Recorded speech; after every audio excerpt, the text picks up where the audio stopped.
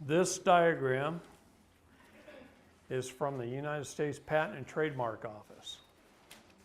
It is the blueprint of a marriage. Did you know the states patented a marriage?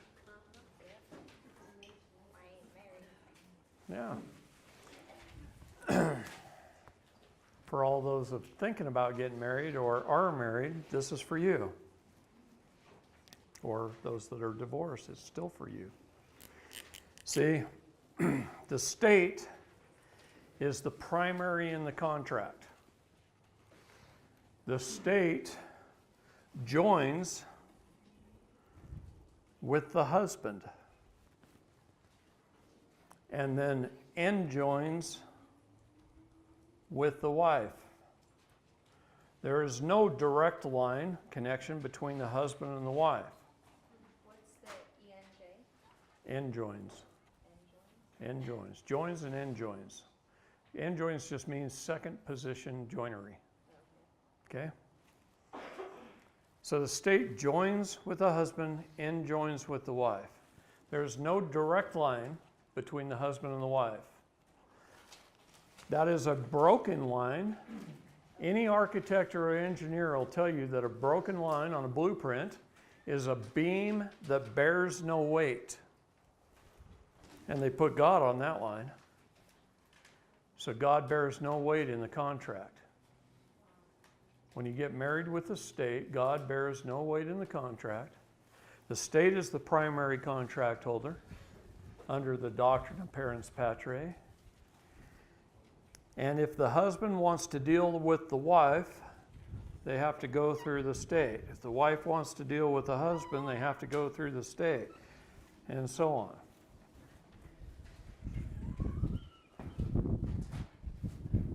Yeah.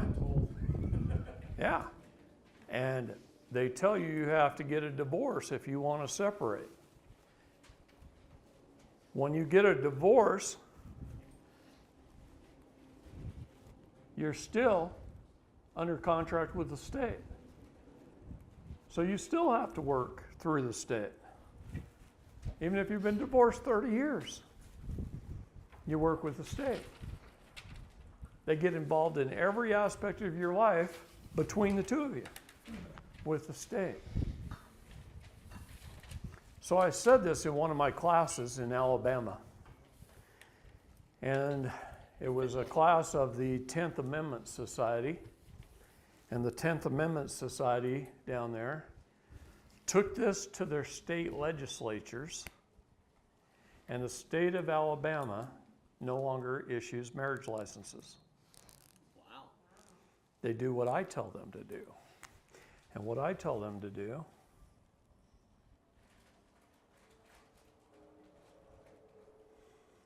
is to take a holy Bible, a family Bible that has the pages in it, and you record the event, the date, the time, the place, who officiated, a couple of witnesses, and you do that with your births, your marriages, your deaths in your family, and you record them in a family Bible.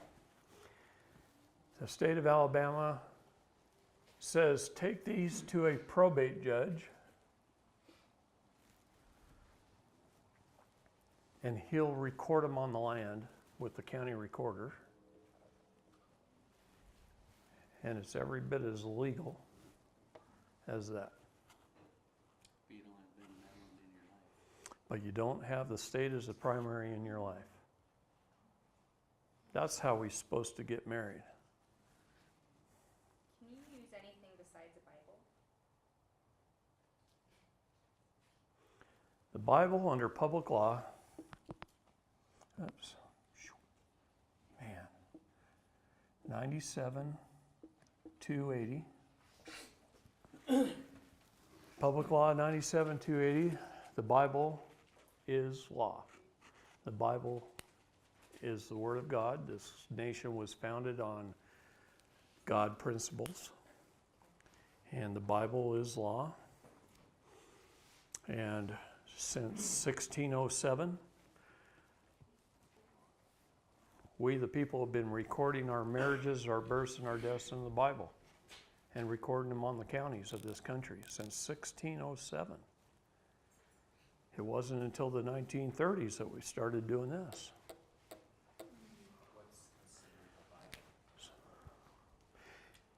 Any religious book, you have freedom of religion.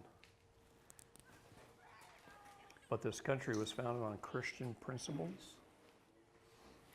So as far as I know, it's any Christian Bible. So the Bible, specifically the 1611 King James Version, was declared the Word of God, was by Congress made public law. Okay? It's the best I can answer that answer for you. But this is a problem. There's nothing, no line between these two, except through the state. Would we be able to do that in Utah? Get married this way and go to a probate? No. You can do it in any state. Now, the church may not accept that. To get a temple recommend, they may require you have a marriage license with the state of Utah. See if they've been bastardized. Okay? It's not up to me. Isn't Check. that now just a money generator, though? Yeah, well, of course, but it's more than that. It's to keep your persons legal, which is the undoing of God's laws, to keep control under the doctrine of parens patriae, 1P, 1P, 2Ps. Okay? State as your parent. Once we understand these basic principles, now you can move on and you can solve things. But until you know the basics, you can't solve anything. You just go around in this big old dumb circle and keep getting taxed your whole life. Taxed in one way or another, whether it's a fine or go to jail, whatever. See, I started talking about indictments. If you don't pay the bill, you're brought up on charges. If you don't pay the charges, you're asked to bond. If you don't pay the bond, your body is held as surety for the bond while they steal from your trust. They take from your custody trust out of your court case number, which is a CUSIP number. It's regulated by the Securities and Exchange Commission. You can look them up. Fidelity.com, if you know how to navigate their website, they make their website hard to navigate. An easy one is GMEI Utility. GMEI Utility, you can simply go up to the upper right-hand corner, click on the little hourglass. It brings down a little search window and it says, search for an LEI. And you type in your birth certificate number or your social security number or any of your CUSIP numbers. LEI or LIE? LEI. And it will show you the companies that are buying and selling you. Yeah. Jody pulled it up during lunch on her. How many thousands of accounts did you have? 150 some odd thousand. Just under your social security? Yeah, so that's one CUSIP number of hers. And she had 100,000 plus companies buying and selling her. How much money did you have in there? Well, Will it show you how much money you have? they buy them in groups, bundles. Okay. 10,000, 25,000, 100,000. Okay, let's just say they average $25,000 times 100,000. Look how many zeros that is. Okay? You're worth millions and millions and millions of dollars. They have done a very good job I just don't see. investing, hypothecating, buying and selling, rolling those things over. They bundle them, they roll them over, they hypothecate them, and 151,000, almost 152. yeah, almost 152,000 companies buying her United States Treasury bonds under her CUSIP number. And just for the info, my And she can't even go buy a brand spanking new Lexus. See? You see what I mean? Hundreds of millions of dollars in her account. we did it on a dead person's social security and they're still doing it. Oh, yeah. And they're still doing it. Yeah, my dad died in 1989, and I think it was last year, I pulled his social security up. They're still buying and selling him. They don't care, see, they don't care. It lives on in perpetuity forever, Yeah, because to them, we're all dead already. right? What difference does it make, Yeah. right? That's why they refer to us as chattel, which is cattle. And now I think we've digressed to sheep. We've become Ovid. The United States Code is a wonderful thing. I keep telling the people that make the United States Code your friend, because that's how we hold our public servants accountable. It's not for them to use against us, but they do use it against U.S. citizens, because you're one of them. They use it against each other. So if you're married in another country, is it the same thing with their certificate? Well, if it's a United Nations country, how many people think we won World War II? No, come on, really. How many people actually think we won World War II? I guess it depends on what your definition of win is, but I'd say we did all right. Most people think we dropped a bomb on Hiroshima and Nagasaki and Japanese surrender and we won World War II. No, just Japan surrendered. Okay? Out of all of our enemies and all of our allies, we were the only country that was not a United Nations country. So the only way we ended the war was September 7th, 1945. We signed the United Nations Treaty, which took effect 90 days later on December 7th, 1945, which coincidentally Pearl Harbor was December 7th, 1941. So we ended the war technically on the same day that it started, but we signed the United Nations Treaty. We gave them Manhattan Island. How do we know that?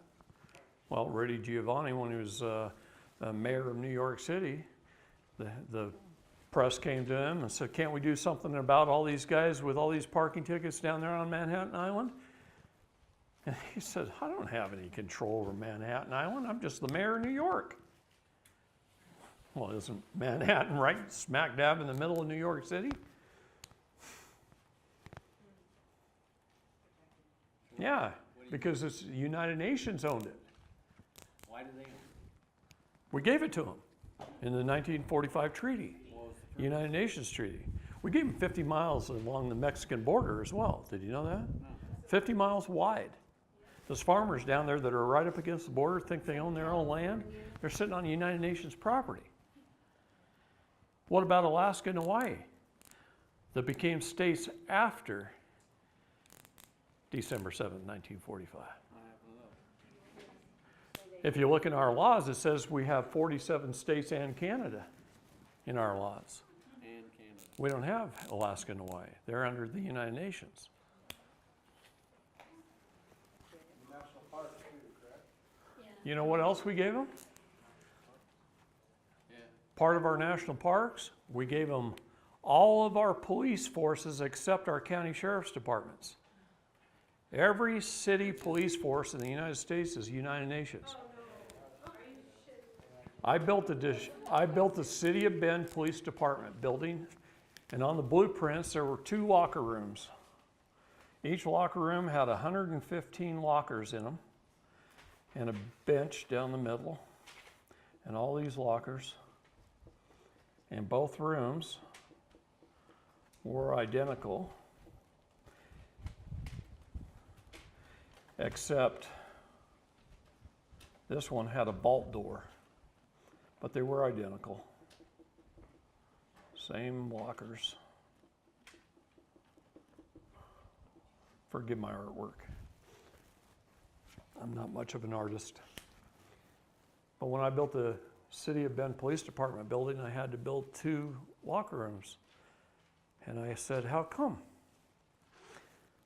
Well, because this one's filled with the duty uniforms and this one's filled with their United Nations uniforms. So when they have to switch over, If you look at State House Department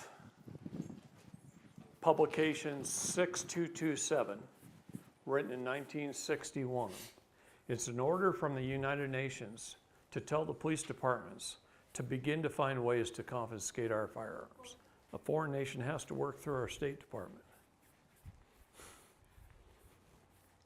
So all the police get instructed from the State Department. We found this out in Houston, Texas, when the floods happened a few years ago, and the City of Houston Police Department had to put on blue uniforms. There's warehouses all over this country with UN Yep, vehicles. ATACs, assault vehicles, in them, all over this country, that the chief of police has access to. And so, He can't touch it until the United Nations tells him he has to. What is the legal definition of the word treaty? It's a contract or agreement between two foreign nations and or entities. So if there is a treaty, they're foreign to us. It's hard to get out of constitutions and treaties. Okay. We have to create a new contract. A executive order does not override a constitution or a treaty. you can't do the red line. It'll override a statute, but it won't override a constitution or a treaty. Because you'd have to create a new contract or a new treaty. Or revoke it. Oh, can he do that? I don't know, not without an act of Congress, and he doesn't have Congress on his side. Congress controls the purse strings. I went to Moani and I said, hey, we need some money to help fund the investigation of child and sex trafficking in the United States. And she went to President Trump. President Trump set aside $5 million to help us. That went before Congress. Congress goes, $5 million, what should we do with that? Let's create a child and sex trafficking task force inside the FBI and give the money to them. They don't do anything. My job's to just really wake you up, shake you and wake you, really. I'm getting And shit, your job is to, and not in a good way. I don't expect you to believe one single thing I say. Go research it, find it out for yourself if you want to. Or you can just take my word for it, do what you need to do and move on and not spend 30 years of your life researching. Okay, so you make that decision. But what this takes me to is what we were talking about earlier about PTSD. Okay, Oh, good, okay. every war prior to World War II was authorized by Congress, by our government. Every war since World War II has been a United Nations authorized conflict, not a war declared by Congress. So, as a moral young man joining the Navy, the goal is to go serve your country, to protect the citizens, to protect ultimately our families back home, and to fight a righteous war. And we go to war, and we fight, and we watch our buddies die, and we get shot, and bad things happen, and we come back home. And PTSD is where our souls are in conflict with our bodies. That's all it is. Because we went to war over money or oil. Not a righteous war. Not a war to defend our country, but a war over money or oil or some other political aspect.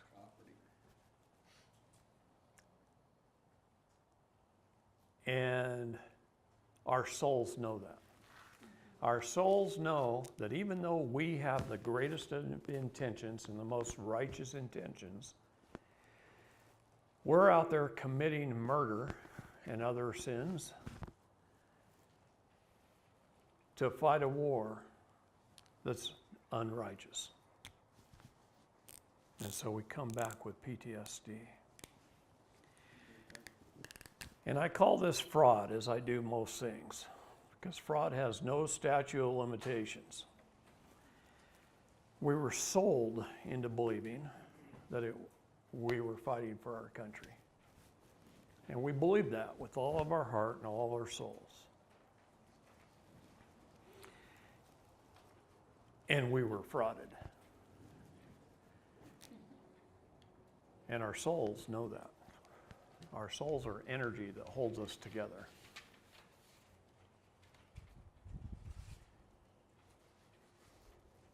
And so our souls fight our bodies, and we come back and we're having problems, and some veterans beat their wives or yell at their kids, not because they want to, not because they don't love them, but because there's something wrong with their mind.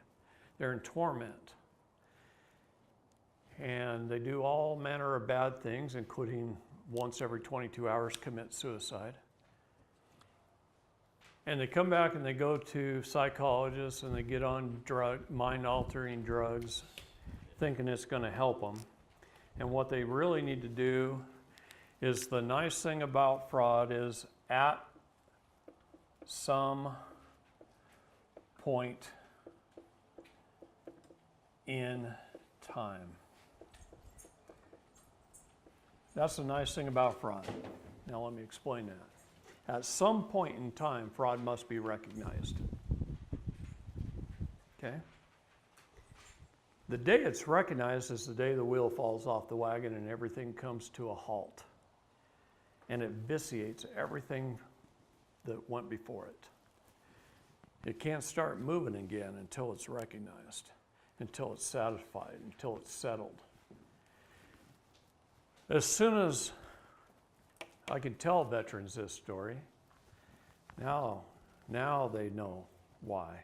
Now they can recognize it. Now they can fall on their knees and ask for forgiveness. They can repent of sins they didn't know. And once they do, most of them are forgiven, and they stop having PTSD. And I've told this story at little BFW halls and Band of Brothers lodges and things all over this country. And I've had guys come back to me a month or 2 months later, say, David, I was in therapy for 7 years. They had me on Zoloft and all kinds of different drugs. And the 20-minute talk you gave me on this, now my marriage is better. I have a better relationship with my kids. I'm working again. I'm back on track. Back in line. Thank you. And it brings me to tears every time I even talk about it. But it's until this point in time where they recognize something of what truly happened that they can finally wake up. So this goes with everything in our lives. Everything the government's doing to achieve power and wealth and authority is fraud upon we the people. You ask me, oh, are you an anarchist? No, I believe in government. I believe in limited government. Our Constitution is one of the most well-written documents in history. So is the Declaration of Independence. We, the people, laid down the law in those documents, and they step outside their scope and authority, it's their fault. And it's up to us to hold them accountable. Okay? The problem is we've gone 150 or so years without holding them accountable for anything. And when you don't hold somebody accountable, their rowdiness, their authority grows and grows and grows out of control. And that's what's happened. It's time to slap them back down. See, the Constitution laid out 19 governmental services. We asked and set up our federal government to provide us with 19 governmental services and no more. And the and no more is a pretty big deal. 18 of them are clearly listed in the Constitution, and one of them is in the preamble. So there's 19 services that we asked them to provide for us that we couldn't provide for ourselves.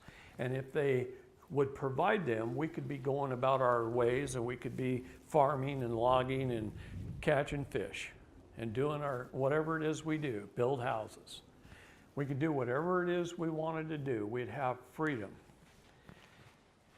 Did we ask them to provide us with 6,000 services and force us at gunpoint to pay for them? No. You ask me why I don't want to pay taxes?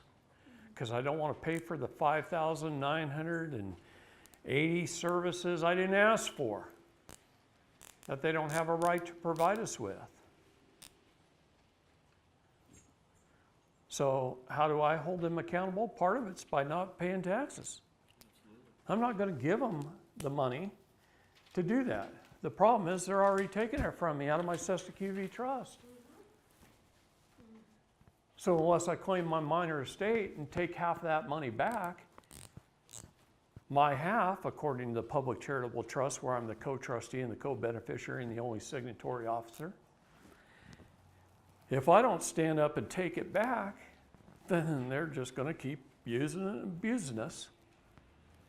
And that I am against. See, I'm against corrupt government. I'm not anti-government. I'm anti-corrupt government. I want to stop the corruption. That's why President Trump signed an executive order calling on we the people for help. He first set up a proclamation. You know what a proclamation is? It's a cry out. He wrote a proclamation asking we the people to volunteer, to stand up. And then he wrote an executive order to support us. And he asked us for help in his proclamation of stopping corruption in the executive and the judicial branch. And a man named Chris Howlett stepped up to the plate, a very good friend of mine. And Chris said, hey, I get it. This is loss prevention for the United States of America. I've been a loss prevention attorney all my life. He used to work for Napa and other big corporations as an attorney who wrote reports to show them how to save money, loss prevention. And he said, that's all President Trump's asking us for. It's loss prevention. It's an emoluments thing. That's right. Article 1, Section 6, Clause 8 of the Constitution is emoluments violations. We're paying them to do a certain job, and they're operating outside their scope and authority. Therefore, it's a felony, and they're creating an emolument violation that we, the people, can hold them accountable for. And so when we see them doing that, our job is to hold them accountable, right? So Chris set up a company called E-Clause LLC. He sent his report off to the president. The president asked him to speak in front of Congress. Congress gave him permission as a LLC to act like the Bar Association. He can go into court and he can watch out for emoluments. Okay? And hold them accountable. And we all can. Chris made it so we all can. How do we do that? Just work under President Trump's executive order. We can volunteer to do anything we want. See, I got a nickname in my little group of the Pentagon Pedophile Task Force. People call the Pentagon, they go, hey, you got a pedophile task force? And the Pentagon says, what the fuck? You know, I didn't name it that. We just worked under executive order doing what the president tells us to do. We gather the evidence and we turn it in to the Department of Defense, and they take it and run with it. Our job is just to gather and turn it in under executive order, so we do. And then we got this stupid name, and then the pedophiles started hunting us and putting prices on our head, and and they still do, so what? Anyway, at some point in time, this is where the wheel falls off the wagon, is fraud. Fraud can be challenged at any time. There's no statute of limitations. Jurisdiction can be challenged at any time. There's no statute of limitations. This is a key.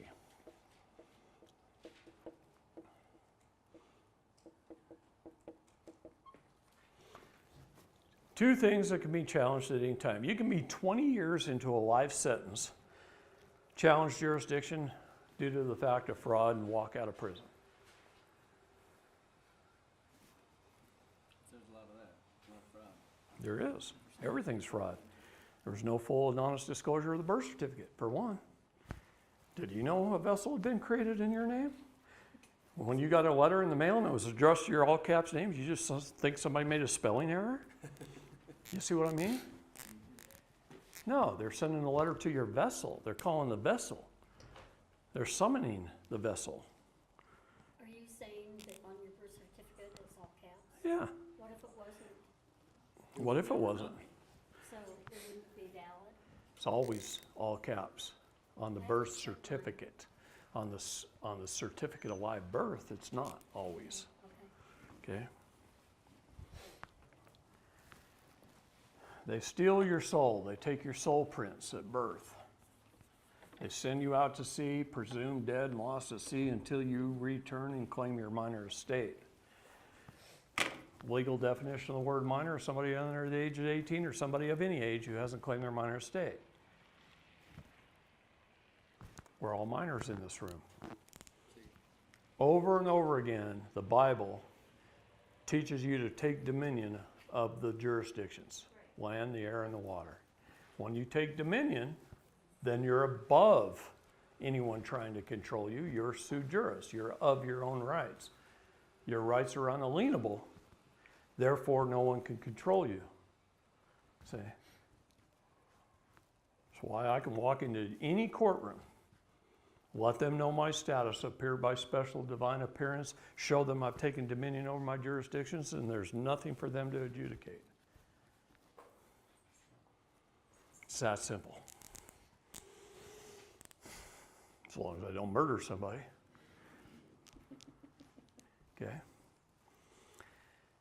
So, these are the issues. Well, 5G was designed, installed originally to cause a great deal of harm. And then it was recognized. And President Trump came out with Kofifi. I knew you were going to say that. When he tweeted out the word Kofifi, everybody thought he misspelled the word coffee. What's that? Yes, break it down, it's a periodic table of the elements. Yeah, Fe is iron, so Fe is two molecules of iron on, anyway. So he had Motorola and Raytheon and a few other of our best companies build a box. It's about 18 inches by 22 inches. And if you pull the circuit boards out of them, they actually say COVID-19 on the back of the circuit boards. It's the Kofifi box. They have been going around installing them as fast as they could on all the 5G towers, trying to get them all installed before they were turned on. They didn't get them all installed. They had to make millions of these things. And what this box does is if you've got a 5G tower, lots of little things on it. 5G are supposed to be the narrower ones. Yeah, they put the box on. That creates a magnetic field that surrounds the tower. It turns the 60 hertz to 432. Oops. Anyway, to 432. What is 432? That's right. Because we're It created evil to righteousness. Here's another thing that people don't realize. Humans vibrate at one of three frequencies: celestial, telestial, and terrestrial. 3 frequencies. Let's tell you something. You ever watched the show, The Jetson? Yep. You know about the white hats? Go to Jetson White on YouTube. This is a military intelligence channel on YouTube. Look up a video called The Last Trump Technology. It starts with Corinthians 1:25. That's a fun verse to read. Anyway, kind of fun to look at. You'll learn things about the Schumann resonance, and there's an island off the southeast coast of Africa that our U.S. Navy has been guarding for a very long time. And what's taking place under that island. In Antarctica, there's a pyramid. Yep. Have you ever seen the pyramid? I got pictures of it on my phone. I haven't seen it. But there's some things under that pyramid. Thanks to the Japanese, they discovered part of it for us. They decided that they like the best of everything. The Japanese want the best of everything. And so they decided they wanted the best bottled water. So where would they go get that? Down at the bottom of glaciers that haven't seen air in 70,000 years in Antarctica. So they'd go over there and they'd drill down with a 12-inch drill bit and go all the way down to the bottom of these glaciers, and they'd pump steam down there and melt the lake, and then they'd pump it out into these big ships, and then they'd ship them to Japan, and then they'd bottle the water, and they'd sell it for big bucks, like $100 a bottle. So anyway, they're drilling down with this 12-inch drill bit, and they hit what they thought was bedrock at the bottom of this glacier, and when they pulled the drill up, they looked in the bottom of the drill bit, it had a piece of machined titanium with a high nickel content Wow. in it. They had drilled through a spaceship, 70,000 years old. And our U.S. Navy found out about it, because we find out about everything. And we went down there and opened the hole up and went down and got a whole lot of technology out of a 70,000-year-old spaceship. You know, I know we're getting off the subject here a little bit, but there are all kinds of technologies that could save us from many, many different things. And it makes me mad that our Food and Drug Administration and other agencies of government step on those things like you would not believe. We've had cures for cancer for years. We've had all kinds of technologies. Scalar technology is huge.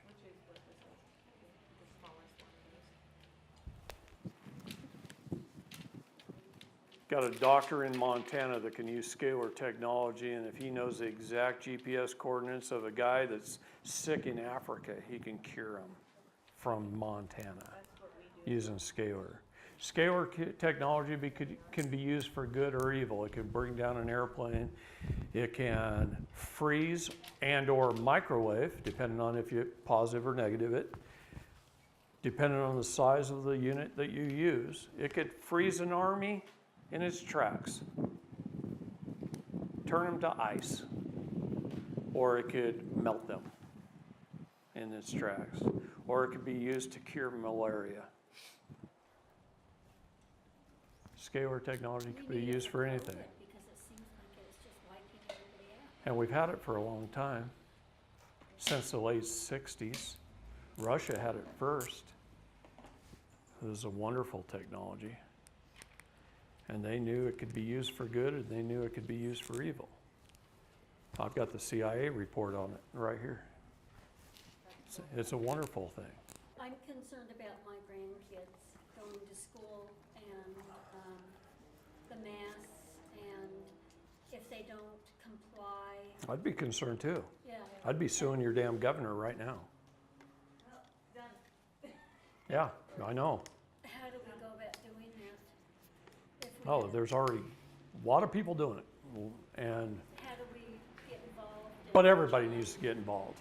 That document ought to have 25,000 signatures or 250,000 signatures. Okay? The lawsuit document is suing Herbert. Anyway, they're following a foreign agency. Okay? The minute they do that, they shouldn't be getting paid by us. Remove them from office.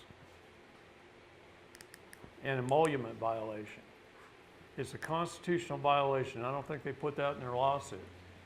But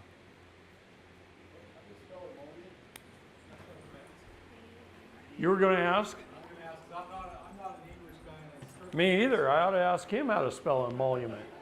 EMOLUMENT.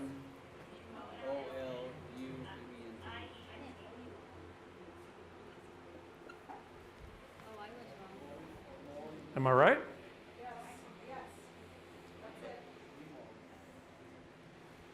Yeah. All that means is this. We, the people, lay down our laws. Okay? This country was founded on the Law of Nations by Vattel, a book written long before there was a government on this shore. The Law of Nations by Vattel. By Vattel. He's the author. The Law of Nations. We, the people, lay down the law. When our public servants step outside of the scope and authority of the law in which we lay down, they are committing an emolument violation. In other words, they're getting paid for their position of power and using it in a method that we didn't authorize. Okay? That's what that means. Can you give an example? Oh my God.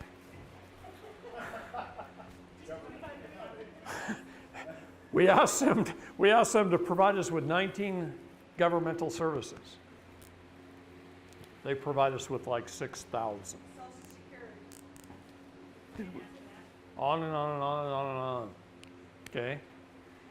We had a contract. A constitution is a contract between we, the people of the states, forming a U.S. government to provide us with 19 essential governmental services that we agreed to pay for. That's all it is. Anyway, United States Code, we need to make it our friend because that's how we can hold them accountable. I can't say that often enough. If you don't know it, you can't hold them accountable. The number one things that Title 18 of the U.S. Code is felonies that they commit on a regular, consistent basis. So Title 18, USC, sections 241 and 242, we need to know. Every one of us needs to know those two, if nothing else. Okay? With those two, we can get them off of our back. All right? 241 is a conspiracy to deprive us of our rights, and 242 is a deprivation of rights. So if one officer deprives us of our rights, it falls under 242, and if two or more, it's a conspiracy to deprive us of our rights. Anything that's a conspiracy falls under RICO. Which is what Trump's trying to go after them all for. Huh? Isn't Trump trying to go after a lot of them for all that right now? RICO Act. If you look at our sealed indictments, which a lot of them have already been unsealed, the number one charges are sedition and treason. Sedition and treason. RICO, racketeering. When you're in a position like he is, as governor, how many signatures on a ballot does it take to change anything? More than that. See, he's counting on you not being able to get that many people together that's going to do it. I didn't even get to vote this year. He can get up there and lie his ass off, say anything he wants. And they do. And if you can't get enough people together to fight me, oh well, you acquiesce. See? Government operates on the unrebuttal of presumption.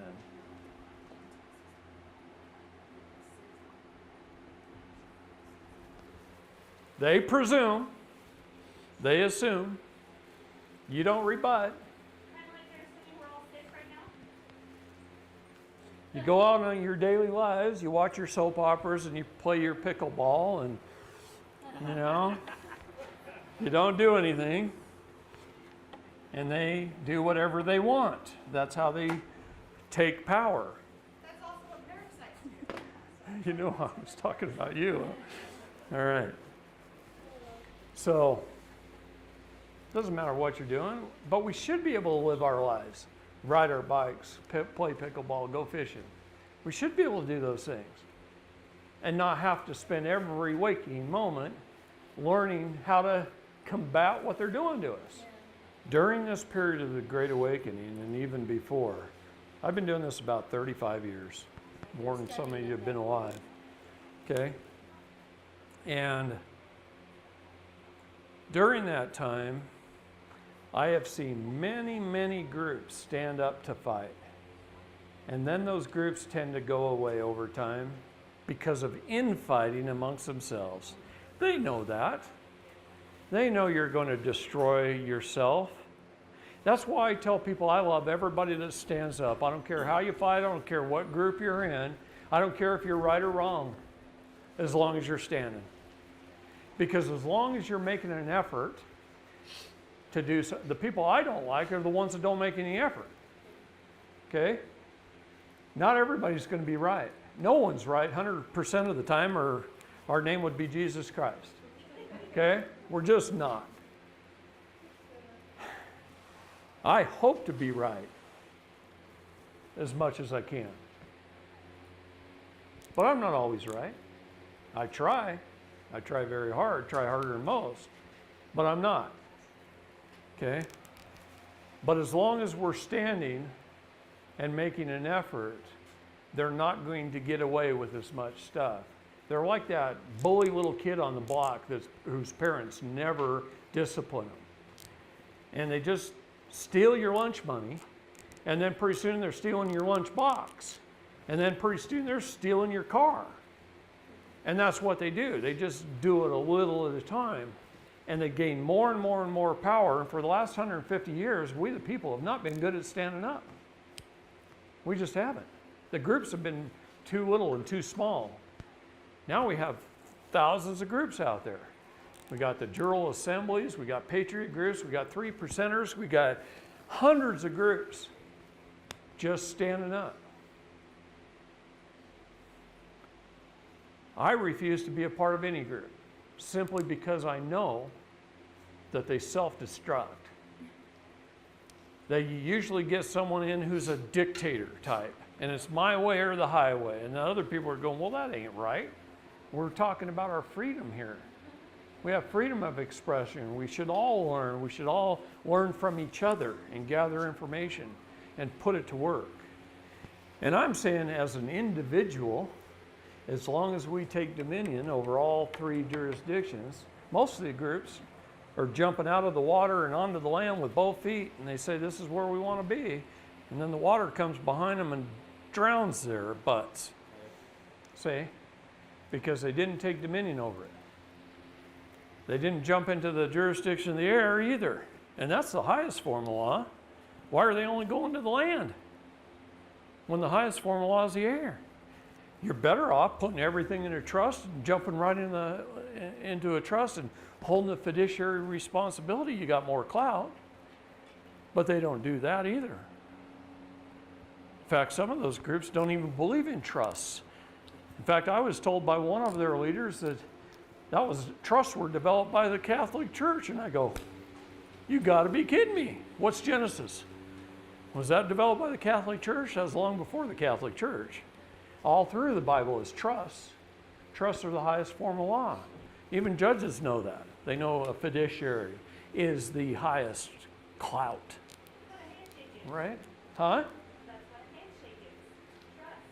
That's right. So why aren't they jumping into that jurisdiction? Because right now we can't change it. Right? All they're thinking about is property, equity, their rights. That's all they're thinking about. You can't have your rights until you take dominion over all three. This is what I'm trying to get through their heads. Once we do, there's nothing to adjudicate. We've already settled the matter. Everything is a settled matter. The trick is to be at peace. See, I want to be at peace as long as I can until I'm backed into a corner.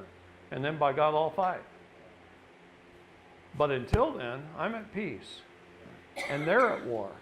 They're bringing the summonses and the warrants, right? They're declaring war. Look at the Lieber Code. We've been under the Lieber Code since 1861, March 23rd, I think. Can you declare war on a spirit, though, that's not alive? They're inland pirates. They're after your vessel, your ship. That's why the U.S. Navy raised the high water mark in Colorado. They put it up on the top of the mountain. What does that mean? In brass and stone, there's a high water mark. So everything under. So everything's underwater. It's inland piracy. You know what the highway robbers are doing with the blue lights on top of their cars? They're highway robbers. Highway pirates. Yeah, it's inland piracy. Okay? It's all a matter of unlawful conversion.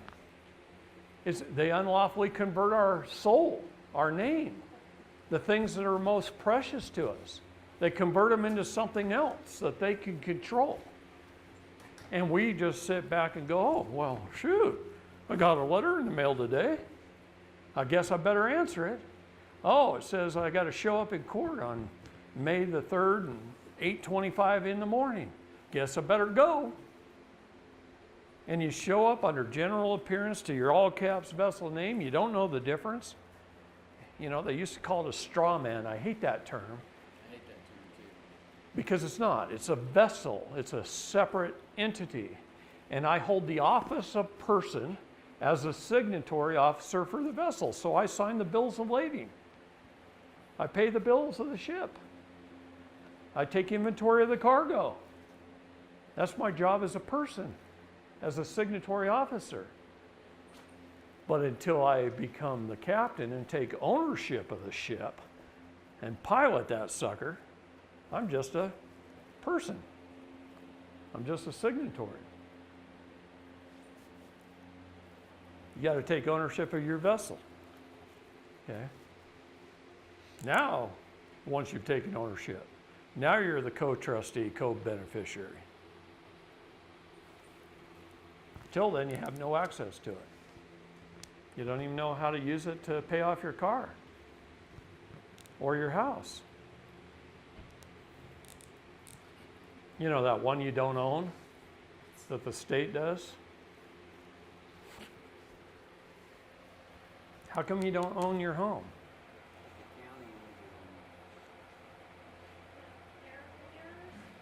Because of clerical errors. This is a wonderful friend of mine in Indiana. This is the tax bill he got on his home in the mail. I said, make me a bunch of copies of your tax bill. It was a one-page bill. He made me a bunch of copies. I start off and I go, top left-hand corner, very first thing is an error. It says a parcel number. That's an error. So I circle the error and I bring a little line down and it says land patent number 6743 and 6747. County, correct the error. Right? Go to the next page. The next little box says property type, real estate. Come on, real estate. Think about what that word is, what its legal definition is. No, it should say private property. Please correct the error. So I go to the next little box. And it says name, deeded owner name, name error. It's under Dyson, comma, Doug. I said, Doug, what's your name? He says, it's Douglas Allen Dyson. So I say, name error, Douglas Allen Dyson. Please correct the errors. What did it say on there? Said Dyson Doug. Well, it just said deeded owner's name. Deed owner. Deeded owners. A warranty deed is an abstract of title. And then go to the next box. It says property address. 3630 East State Road 14, Columbia City, Indiana, 46725. Now, by writing it that way, they put it in the District of Columbia, a federal district. They took it off the map of Indiana, and they put it on a federal district map overlay. Okay? A clear sheet of paper laid over the map that they could make all bunch of errors on. So I said, wait a minute. His address is incorrect. It is in care of 3630 East State Road 14, Columbia City, Indiana, spelled out, not I-N. Near, in brackets, 46725, non-domestic without the United States. Wow. Please correct the error.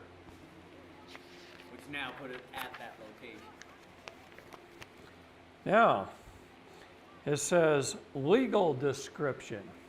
United States Code says all property shall be held in metes and bounds. Should have a metes and bounds legal description. What is that?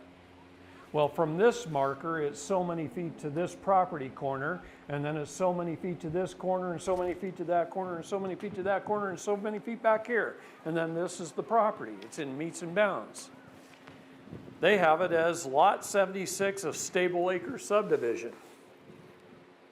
See, they just made a clerical error. They took the metes and bounds off. They named it whatever the SMU they wanted to name it. You know what SMU is, right? It's shit made up. Okay? And they made it whatever they wanted to make it.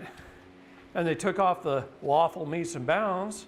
So I said, error, see attached, lawful metes and bounds, land patent number 6743 and 6747, a part and parcel thereof.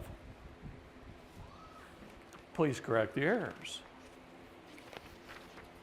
So then I went to the next error, and that's where all their money is. You owe this much in penalty and fees, and this much in delinquent tax, and this much in other assessments, see table 4, and this much in property tax, and on and on and on. And I circled it, and I said, error, land patent of private property is tax exempt. Please correct the error. Land patent private property is tax exempt? Of course it is.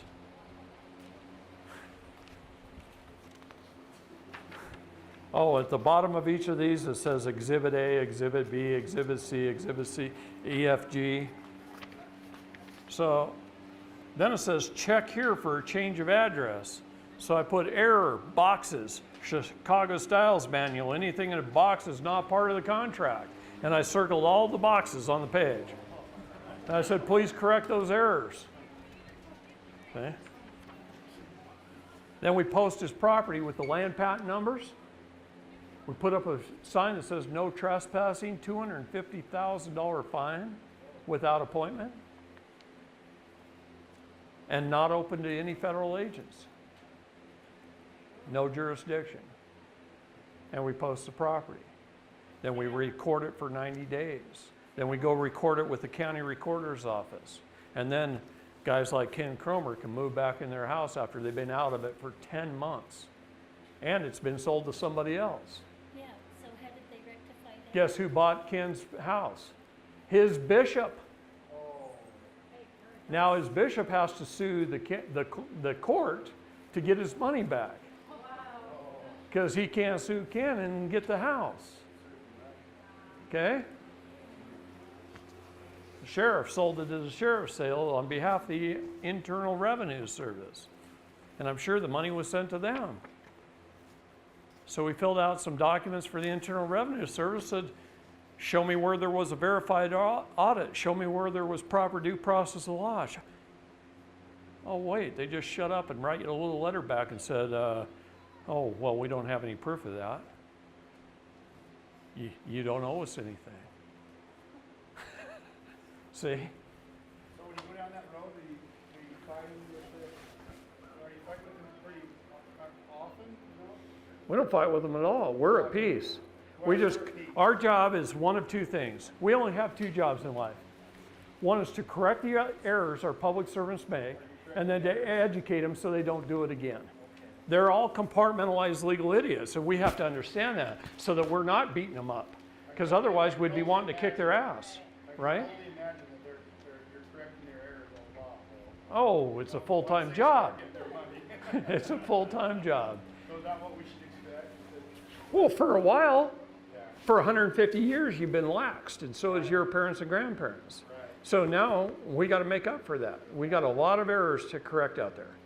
Every property gets one of these in the mail. And everything on here was an error. By the time you go through this, everything's circled. So that's what I said. They make an administrative error by a compartmentalized legal idiot, and we don't correct.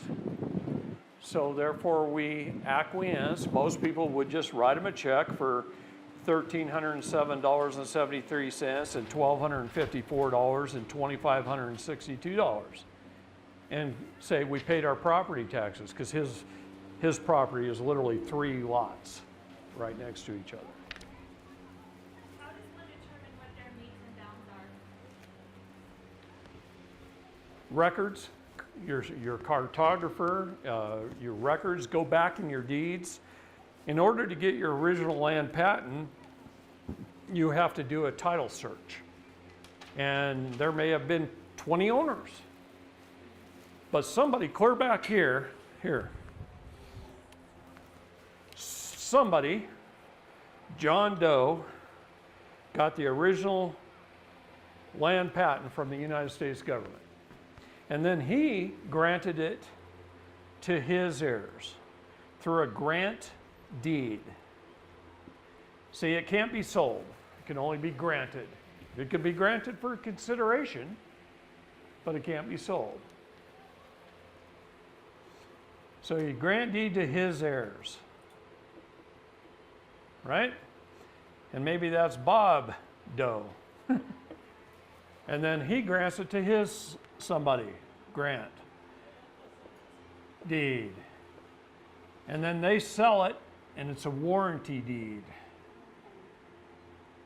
At this point in time right here is where the county stole the property on behalf of the state. And that may have been 6 owners ago. And the land patent was probably a 640-acre piece of property. And you own this little lot right here. So this is land patent number 2170 or something. And you only own this, but that's an underlying land patent. So this is why we say a part and parcel thereof. So you get the meets and bounds description of that as a part and parcel of land patent number 2170.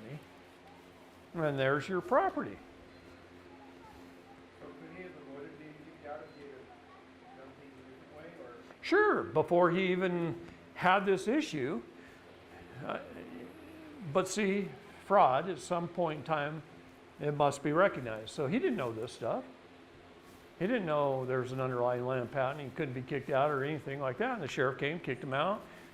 He's out living with somebody else for 10 months. And then some ugly guy named David came along and said, hey, why don't we just put your property back into this original land patent and accept the last grant deed. We have to accept that grant deed and then record it and then publish it and then tell the court where to go and how to get there. Okay? David, And move back in, because otherwise they'll get you on abandonment laws. So we moved back in, and I had to fly back to Oregon. So Shauna Cox and Ryan Bundy came up and stayed with Ken the first 3 nights. They were out barbecuing on the backyard and the police showed up. Bad move on their part. Because Ken says, well, why don't you guys just call the county recorder's office and see whose name's on the deed? And they did. And so they left. Okay? So does he get a tax bill every year? Or, If he gets one this next year, okay, he's going to do that. Because they're going to keep trying. They don't give up for a while. Once you beat them 3 or 4 times, it's not worth their time and effort. They'll just cost us more than that $1,000 to fight you. We're going to quit. You have to do a title trace back to the original land patent, all the way back. You get the land patent, and I would get at least 4 certified copies of the underlying land patent from the Bureau of Land Management's office. The Bureau of Land Management took over the U.S. Land Office. They hold all the You patents. have to do a title trace and then do what? Well, you got to do a chain of title trace so that you could find the last grant deed, because it might have been sold 40 times, right? So you got a warranty deed, a warranty deed, a warranty deed, a warranty deed, and then maybe a grant deed back here. You got to find that last grant deed, and you got to trace it back to find the land patent. Then you can go to the cartographer's office and also maybe find the land patent. And you might have to go to the BLM office to find it. But when you do your research and you find the land patent, then you do a part and parcel thereof according to the metes and bounds description, and you accept the last grant deed, and then you post your property for so many days, and then you record it. And there you go. You technically do that on any BLM land? Like, do they have a right to own that land, or is it our right to own that land? We own it, they manage it. Can you put a patent on BLM land that's, No, no? no. If there was an underlying land patent, that means it was once homesteaded, then you can file on that homestead. Oh, okay. So would you have to buy it then, or you can just move in and claim it as yours? Well, I know people that have done it both ways. She asked if you have to buy it then, or if you can just move on and claim it. And I know people that have done it both ways. But you got to fight for what's yours. You got to educate your public servants if they come after you. And it's usually not that hard. Condos you can't. It has to be a primary, it's supposed to be a primary residence. However, if you don't have long-term renters, all you got to do is camp there for 10 days. See, the trick on foreclosure is to get you by abandonment laws. Sheriff comes, puts all your stuff on the curb and kicks you out of the house, locks the door, and then you leave. And you don't come back, claim your property. I know a guy that came back, moved back into his house, day after. About 30 days later, the sheriff comes back. What are you doing here? I'm going to throw you in jail. Threw him in jail for 1 night. Guy gets out of jail, he goes back home, moves in. He's there for about another 30 days. Sheriff says, I'm going to throw you in jail for a week. Throws him in jail for a week. Sheriff can't hold him much longer than that. It depends on your state laws. How long in Utah is a contempt charge? 30 days. 30 days in Utah. So they can hold you 29 days and then they have to give you a hearing. Okay? But then what happens? Move back in. How many times can they hold you for contempt? 3 times. You can spend 90 days with 3 hots and a cot. 3 contempt charges. Just keep moving back in, and pretty soon they can't kick you out of your house anymore. People don't know that. I got a good friend in Australia who beats the Australian courts all the time. And he says this: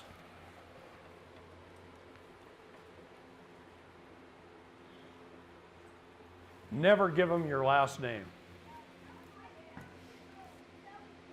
They say your name? No? No, Your Honor, my name is this. They never, he says, never give them your last name because it puts you in a military jurisdiction. Okay? Even women? And they typically do it under all caps first. Like that. And then David Lester. Okay? So a military ID is also a CUSIP number, by the way. You were bonded again, and you were insured again. In fact, since they have a good bet that you might get killed in the military, they insure you for more. Yeah. Oh yeah, just recently went from 5 million to 10 million on your life. See, if you were born after 1975, you were bonded for $1 million and insured for $2 million. Between 1933 and just a few years ago during the Obama administration, when you joined the military, you were bonded for $2 million and insured for $5 million, and they raised it to $10 million. So who collects on that insurance should you die? Goes into your Cesta QV trust, and then any money earned on that for in perpetuity. It also pays back the loans, guarantees the loans of the IMF, the initial that was bought and invested in. Think of it as FDIC insurance. At the birth, that's what it is, essentially. So, this is kind of funny. If the IMF is the lender, the IMF lends the $1 million to the public charitable trust. They just put it out there in the public, right? Then they bond you for $1 million, and they insure you for $2 million. That's a guarantee that they get paid back in case you die of, what is it called when little babies die a few days later? SIDS. In case you die of SIDS. So what is this? This is fiat. Yeah. What is this? That's real money. Oh, really? That's why it changed. So what if you get a paycheck stub? Who works for a living? Gets a paycheck stub. Get not many hands around here. Nobody works for a living? Self-employed, Okay, you get a paycheck stub. You take your paycheck into your bank. Right on the back of your check, there's a line. It says to endorse here, right? If you sign your signatory,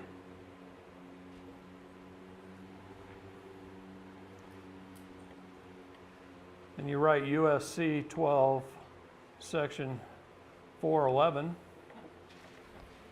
then in their computer, they have to convert it to real money, so they change the dollar sign.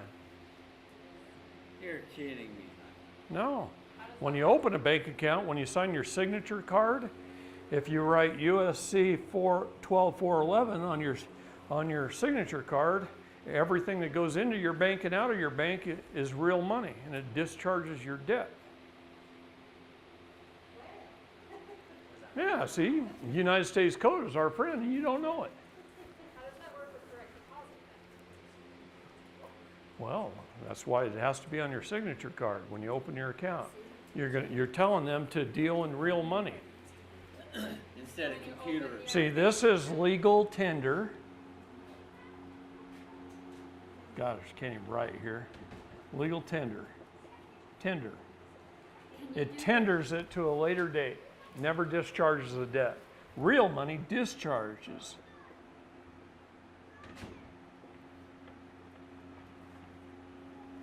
Debt. All they're doing is hitting a different dollar key on their computer. They have to keep track of both. Was it USC 12, section 411? Title 12, Section 411. You have to do it through your signature card at your bank when you open your account. All money shall be converted to real money. Can you? It's just a computer thing. So I should do that with my personal accounts. Yeah. Can I go back with my personal account? Then you had to educate your public servants. They're compartmentalized legal idiots, see? You got to learn it, and then you got to educate them and control them. It's up to you to hold them accountable. Any public servant must be taxed, pay income tax. Private individuals do not owe a tax on their wages, their sweat of their brow. Okay. W-4. You don't fill out a W-4 when you go to HR. Okay, the first thing you do is you fill out a Form 56, which notifies the IRS of what your status is. A Form 56 tells them who you are. Then, at your employer, you fill out a W-8, B-E-N, as a tax-exempt foreign estate and or trust. Now they can't withhold any taxes from you. Now you can't do that because you work for the federal government. Neither can you. You need to change your status first anyway. Status is everything in the law. Status, standing, then jurisdiction. So you change your status, then you take dominion over your jurisdictions, and then you have standing. You don't have standing until you take dominion. That's why they say all are equal in the law, rich or poor, black or white. Ignorance of the law is no excuse. You all have the same standing. You're all just as dead as the dead deer on the side of the road. You all are equal to that deer. You can't stand up and walk away. You're all dead. That's what being a citizen, a person, a resident is. You have to change your status and claim your minor estate. Your children are part of your minor estate until they reach age, and then they have to do it for themselves or just maintain that they are still. See, they self-determine it. The problem, the difference between them and you is you've gone about your whole life marking boxes saying you're a U.S. citizen, filling out W-4s and paying your taxes with 1040s and doing all these things, claiming to be a U.S. citizen. Now you got to correct the errors you've been making. They haven't made those errors yet if they're still young. Okay? So they don't literally have to do anything except make a declaration, reclaim their title, file it with the county. Yes, I mean status is always the first step. We have to correct that error that we've been making. That's what this is to help us. Well, that's just kind of steps to freedom. I mean, you have to kind of get that done to correct the errors you've been making your whole life. But this is the beginning of changing the status, right? Yeah, well, yeah, the first part is changing your status. And then when we change our status, do we need to write an affidavit and communicate that? Right, because in the United States Code, in Title 8, Section 1101 is our definitions of status. The federal government says, here it is. Here's all the statuses that we accept. Your job, self-determination, just pick one. Notify them in writing via an affidavit under the penalty of perjury of what you are. So you're telling them what you are. You're making that determination. Okay? So you notify them via affidavit. All they have to do is have it on file. They're not going to answer your affidavit, so what do you do with it? You make it a court of record. Now here's a part I want you guys to pay close attention to. What is a court of record?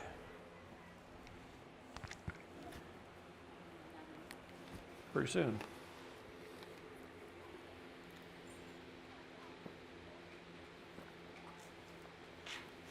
I'm waiting.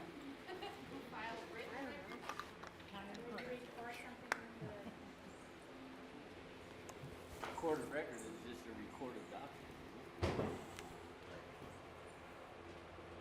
A place where they hold the recorded document.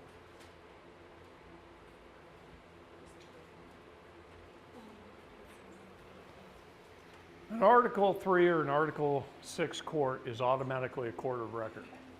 They're a constitutional court of record. Article 6. Okay. But what I'm talking about is not a brick building somewhere. Okay?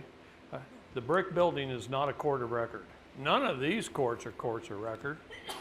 In fact, in one case here in Utah, we proved that the First District Court of Cache County, along with 7 other county courts in this state, are owned by one man who lives in Ogden, and his headquarters are in Ogden, Utah, not even in Cache County. And he owns them just like a McDonald's franchise. So do you think they're government? Yeah, that's what I'm talking about. He's got a Dun & Bradstreet number. You look him up on manna.com, and it says private for-profit corporation. Yet everybody gets charged of any kind of crime in Cache County, goes to the First District Court of Cache County. He owns the court.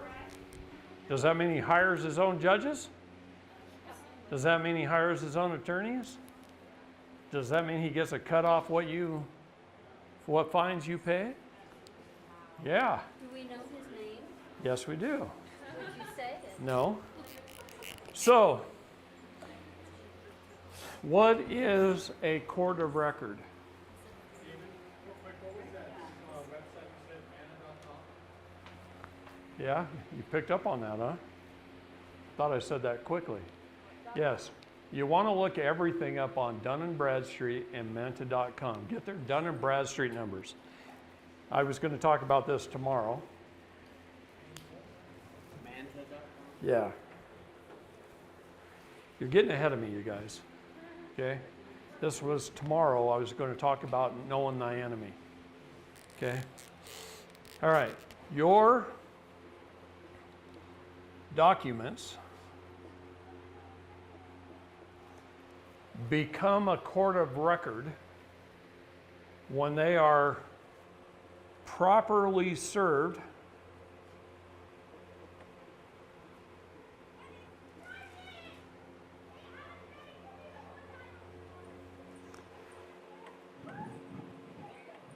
publicly published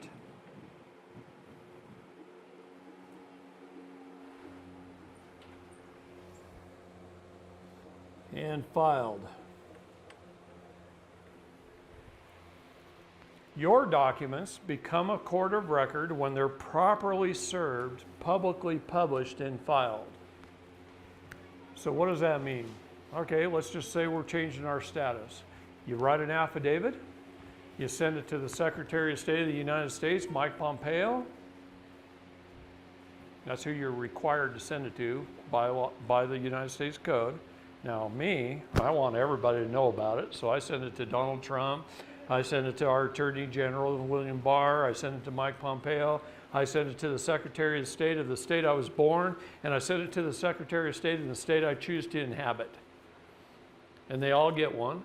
And every time there's a regime change, I send it again. I want them all to know why I made that decision. Okay? So I send my affidavit to Mike Pompeo.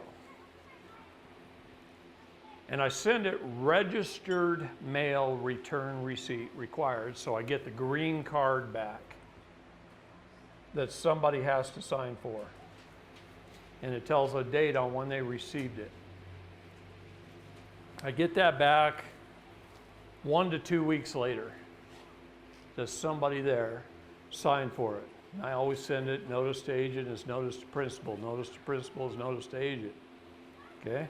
So it doesn't matter who signs for it. It's just like he grabbed it himself out of the mailman's hands. He's been served. So then I do a certified proof of service. Certified proof of service. Attaching that green card to a document that I attach to my copy of the affidavit. So you do a certified proof of service page and you attach it to your affidavit 1 to 2 weeks when you get it back. What I do is I've got a specially made page and I set the green card on it and I run a little bead of super glue right along that top edge and I'm bind it to that document. Okay? Now, I have to wait from the date that's on here that he received it. I have to wait 21 days for his response. So on the 22nd day of his response, I do a certified judgment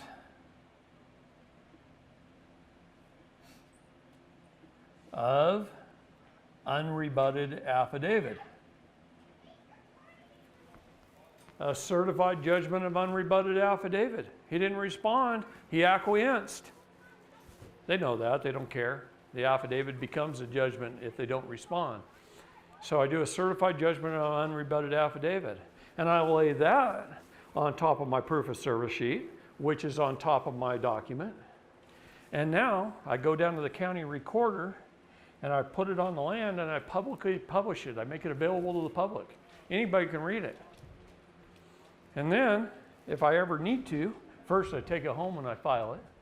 But if I ever need to, I pull it out of my home file cabinet and I file it in a court case, along with my notice of appearance, where I'm telling them what my status is. That becomes an exhibit. See? It becomes an exhibit to my notice of appearance. So I have proof of my status. Now you can also take that document and you can go get your passport. So from Utah, you either got to go to Denver, San Francisco, or Seattle to get your passport. From Oregon, I got to go to You gotta physically go there. San Francisco or Seattle. I take people up there all the time to get their passports. Okay, because we get it as a state national. So how do you do that? You look on your steps page that you were handed. You download the DS11 form on your computer and print it out. Then you go to Copper Moonshine Stills and you fill it out exactly the way he tells you to fill it out. He's been helping people for 20 plus years and he keeps up to date. So I trust him, so fill it out that way.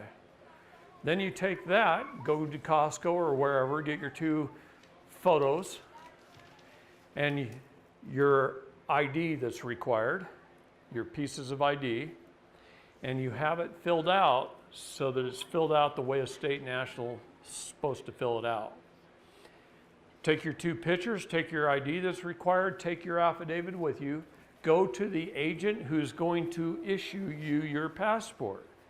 And you say this, and nothing but this.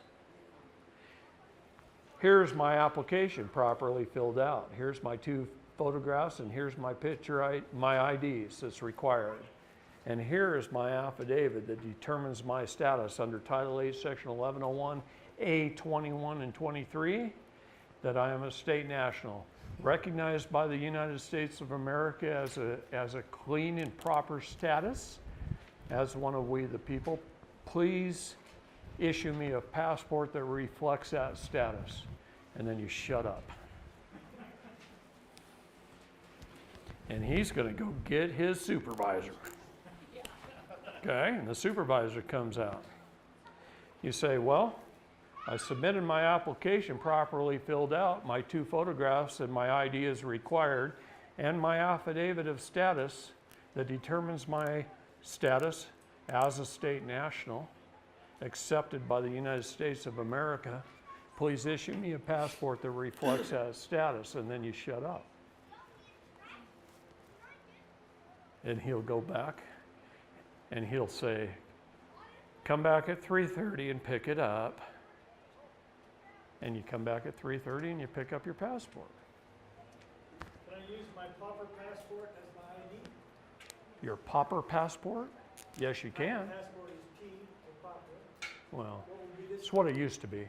What would this be? Every Secretary of State makes up his own policy. But I can use my So for a while, the P was pauper, then a while the P was person, and then who knows what they peed on next. It doesn't really matter. When they scan the barcode, that's what matters. The passports are going to look like any other passports. But when they scan the barcodes, if I scan it in mine in a police car, it'll say, do not stop, do not detain.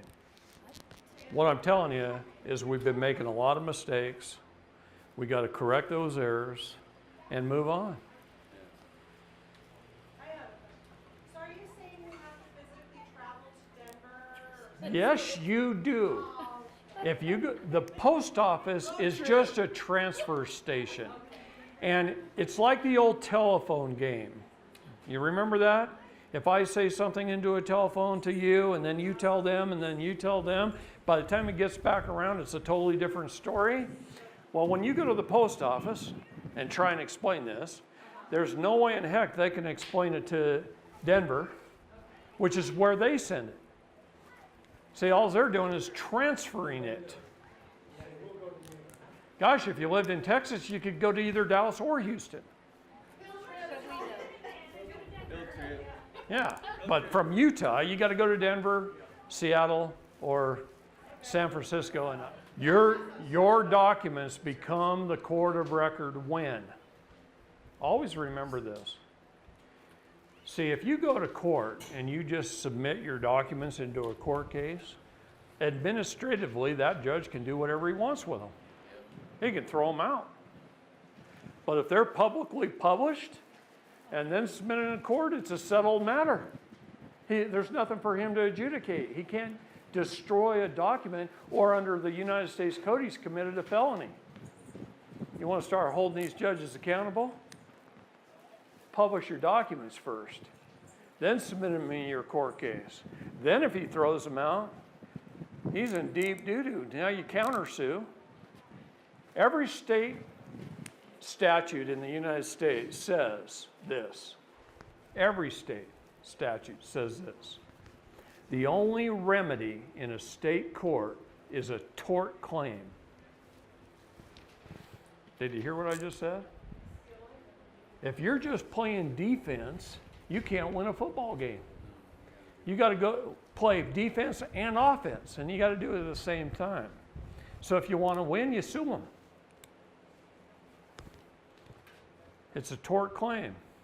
If I go out here on the street and I come to a stop sign and somebody runs into me, what do? I want you to think about this for a second. I go to the person, I gather his insurance information. What company do you have? What's your agent? What's his phone number? What's your policy number? I don't care that much about you. Accidents happen. But now I go file a claim with the insurance company, and they pay the bill. What does government teach you to do? To go complain. Go complain. File a complaint. I think part of that's ain't. Nobody want to hear you complain. Nobody cares if you complain. If you do complain and they decide to investigate it, who's going to investigate it? The people you're complaining about. It don't mean nothing. Never complain about anything. It's not worth your time or day. Didn't your mama teach you that? Stop complaining. Quit whining. Stop complaining. My mom used to say that all the time. Quit complaining. She was telling me complaints don't matter. She don't want to hear it. She's not going to listen. Neither are they. But the government's really quick to hand you a complaint form. Then they can round file it the minute you walk out the door and drive out of the parking lot. They don't care. You file a claim. I, David Lester Straight, claim Bob Jones trespassed against me. He committed this felony and this felony and this felony. They carry a penalty of $250,000 and 1 to 10 years in prison. Now I sign it and notarize it, and I put it into a court. Crap. That's what they're saying. This guy actually filed a claim. And then I go, oh, and here's a FOIA request. I want to know who your risk management company is. See, up in Montana, there were a couple of people in the county who were getting beat up by the county sheriff for exercising their constitutional rights. And the sheriffs were putting them in the hospital. So we went after MACO, the Montana Association of County Insurance, whatever it is. I don't know what it is. MACO. It's the insurance company. We sued the insurance company for the amount of their policy rider. We found out they were insured for $5 million. So we sued them for $4,995,995 because they have a constitutional rider.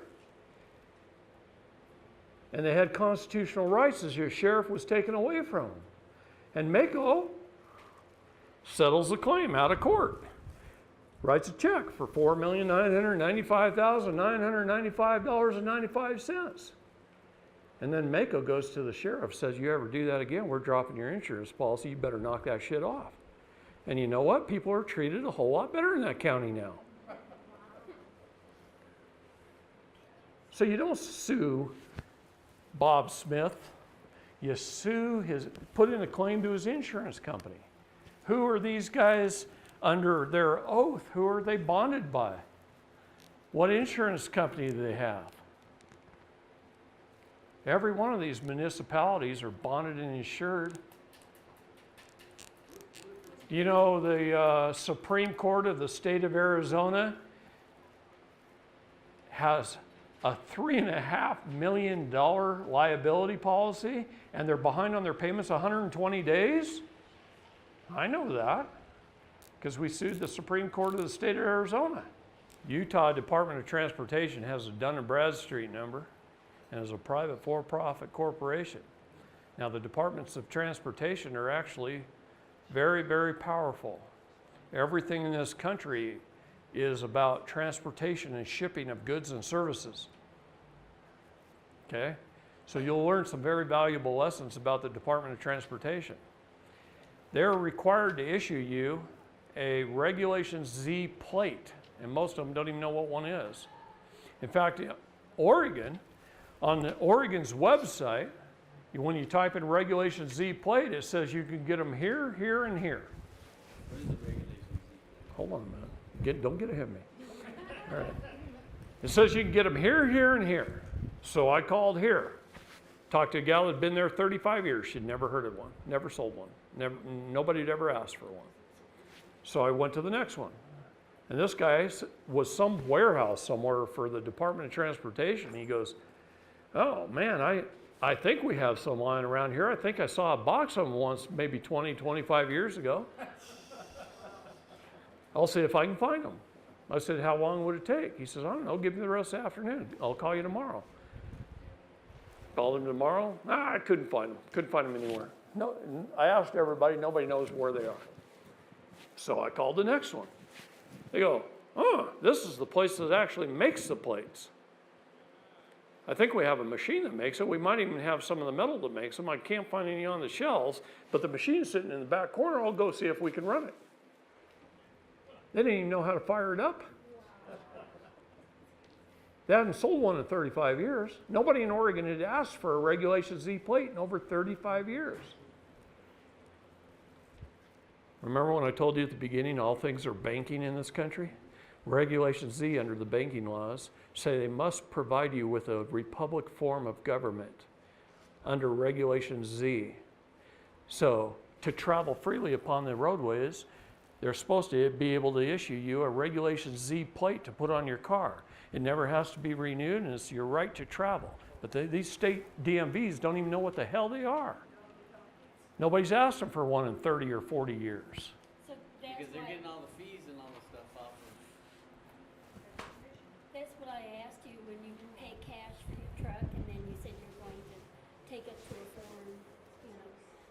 Well, then once I've got the MSO in my hand, I don't have to do anything. They can't tell me what to. No, I don't.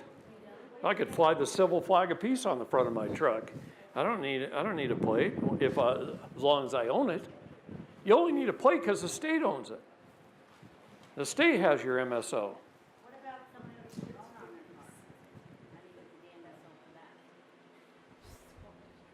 You can't do it on a used car either because the state has it somewhere, unless under the salvage maritime laws. What does the MSO stand for? Manufacturer's statement of origin. Go have fun. Go hold your public servants accountable. It really does get to be fun, by the way. Once you know what I'm teaching you here, and you know how to solve these issues, man, they're just going, oh crap. Because all they are really is paper pushers. Oh yeah, Ken Cromer's bishop tried to get the federal court involved. Federal court looked at the land patent and said, sorry. Not even the federal government can override a land patent. A president of the United States signed the land patent to his successors and or assigns forever. No one can override that superior title. Now, they can only take it for needful things like a freeway. Anyway. But then they have to pay a fair market value for it. So, not just kick you out for foreclosure. Have you ever heard of the coffee bean case? Okay, this guy got sued. The judge ruled against him. Before the judge was ready to throw the hammer down, he says, Judge, do you care how I pay this? It was like $1,140 or something. Do you care how I pay the $1,140? Judge says, no, I don't care. So I could pay it in coffee beans? And the judge says, I don't care how you pay it. Throws the hammer down. Guy goes home, he counts out 1,141 coffee beans, puts them in a bag, circles the transcript of the court transcript where the judge says, I don't care how you pay it, you can pay it in coffee beans. He goes in the court clerk and he gets a receipt paid in full. Because the 1,141 coffee beans were worth more than the paper fiat currency. It was actually a commodity. Could have been in toilet paper. Okay? It was not so long ago, huh? And that's an actual case on the books. Okay? You can have fun with this stuff once you learn. That's my area of expertise. Okay? As far as debt goes, though, let me answer his question first. Try to avoid debt at all costs. That's what I'm going to tell you. Save your money, then go buy something. Do without for a little while, then go buy something. Stay out of debt all you can. Now, obviously, if you're going to buy a house, you're not going to save up $200,000 or $300,000 or whatever it is to go buy a house. You have to go into debt to buy a house. You probably have to go into debt to buy a car. Okay? I don't recommend it. I recommend saving up $1,000, buying a $1,000 car. And then keep saving money until you get what you want. Okay? Stay out of debt if you can stay out of debt. That's my advice. If you can't stay out of debt, learn how to establish your status, standing, and jurisdiction, and then learn how to purchase things and pay your debt off with your birth certificate trust. We can do that.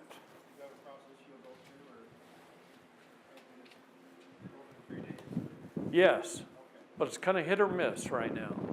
And that's the problem, because like I said, you never know who's on the receiving end. What does the Bible talk about? Warning us about ball. What is barium? Ba. What is aluminum? AL, periodic table of the elements, is ball. I owned a hydroponic manufacturing company. We built all of our hydroponics out of aluminum. I had companies calling us saying, hey, can we buy all your scrap aluminum? Well, yeah, sure. Where do you want it shipped to? Oh, we want to ship to the airport in Portland. What are you going to be doing with it? Oh, we grind it into powder. We spray it back on you. I said, no, I'm not selling it to you. Barium and aluminum, ball. It's talked about in the Bible. DCFS. Okay, the first thing they do when they come to your house is they want to come in and see it. Well, you're just opening the door and letting them in. That is consent. They're a private for-profit corporation. You don't know your enemy. You think they're government. They might even show up with a police, a policy enforcement agent. They wrote their own policy. I'm working on a case out of Florida for a church. The FDA is coming after them. Pull up an article, I found out the FDA has 1,892 policies that were created by just an employee. She can't create policy. Somebody appointed to the position by Congress or the president can create policy. An employee can't. That's 1,890 policies that this woman created over a 30-year period that they're treating as law. And she had no authority to create those policies. Every agent of our government does that. DCFS, what set up that agency? You have to know your enemy, know who they are. What set up that agency? Title IV, Social Security, Title IV,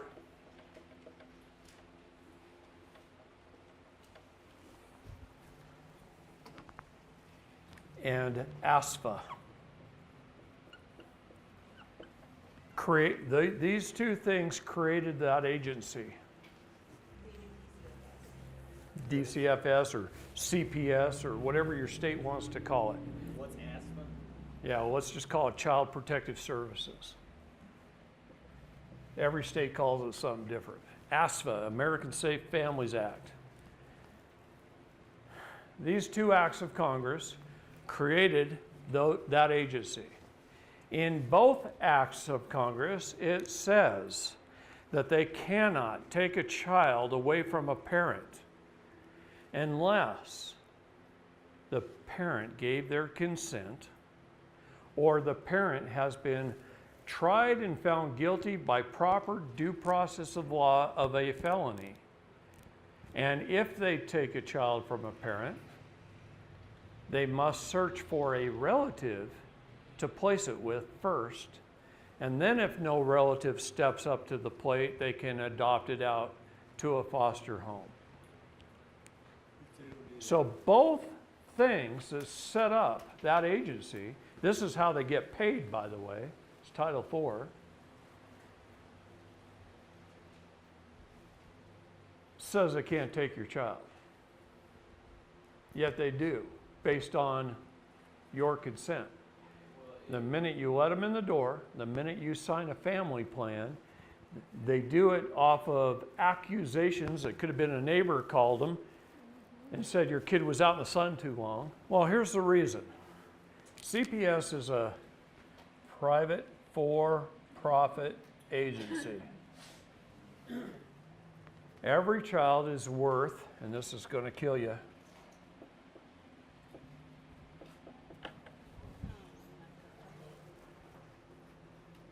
every child is worth $3.3 million.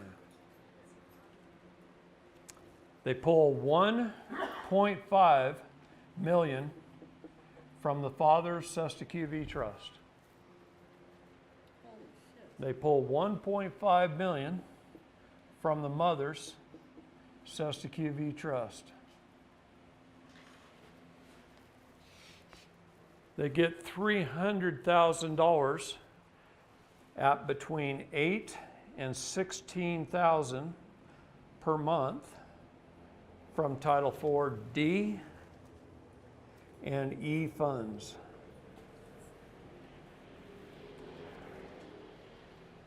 If they adopt them out, the United States government pays them a $40,000 bonus. Now, here's the part that makes me just want to grab arms and go, is that the CPS agent themselves, depending on how many children per month they remove, they get bonuses. How come they always look like they're on welfare? They get bonuses. You can't even believe how mad that makes me. Is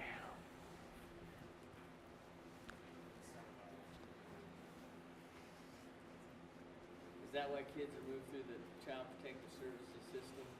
Out of the 800,000 children trafficked a year in the United States, 86% come through those agencies. The balance are just taken off the street.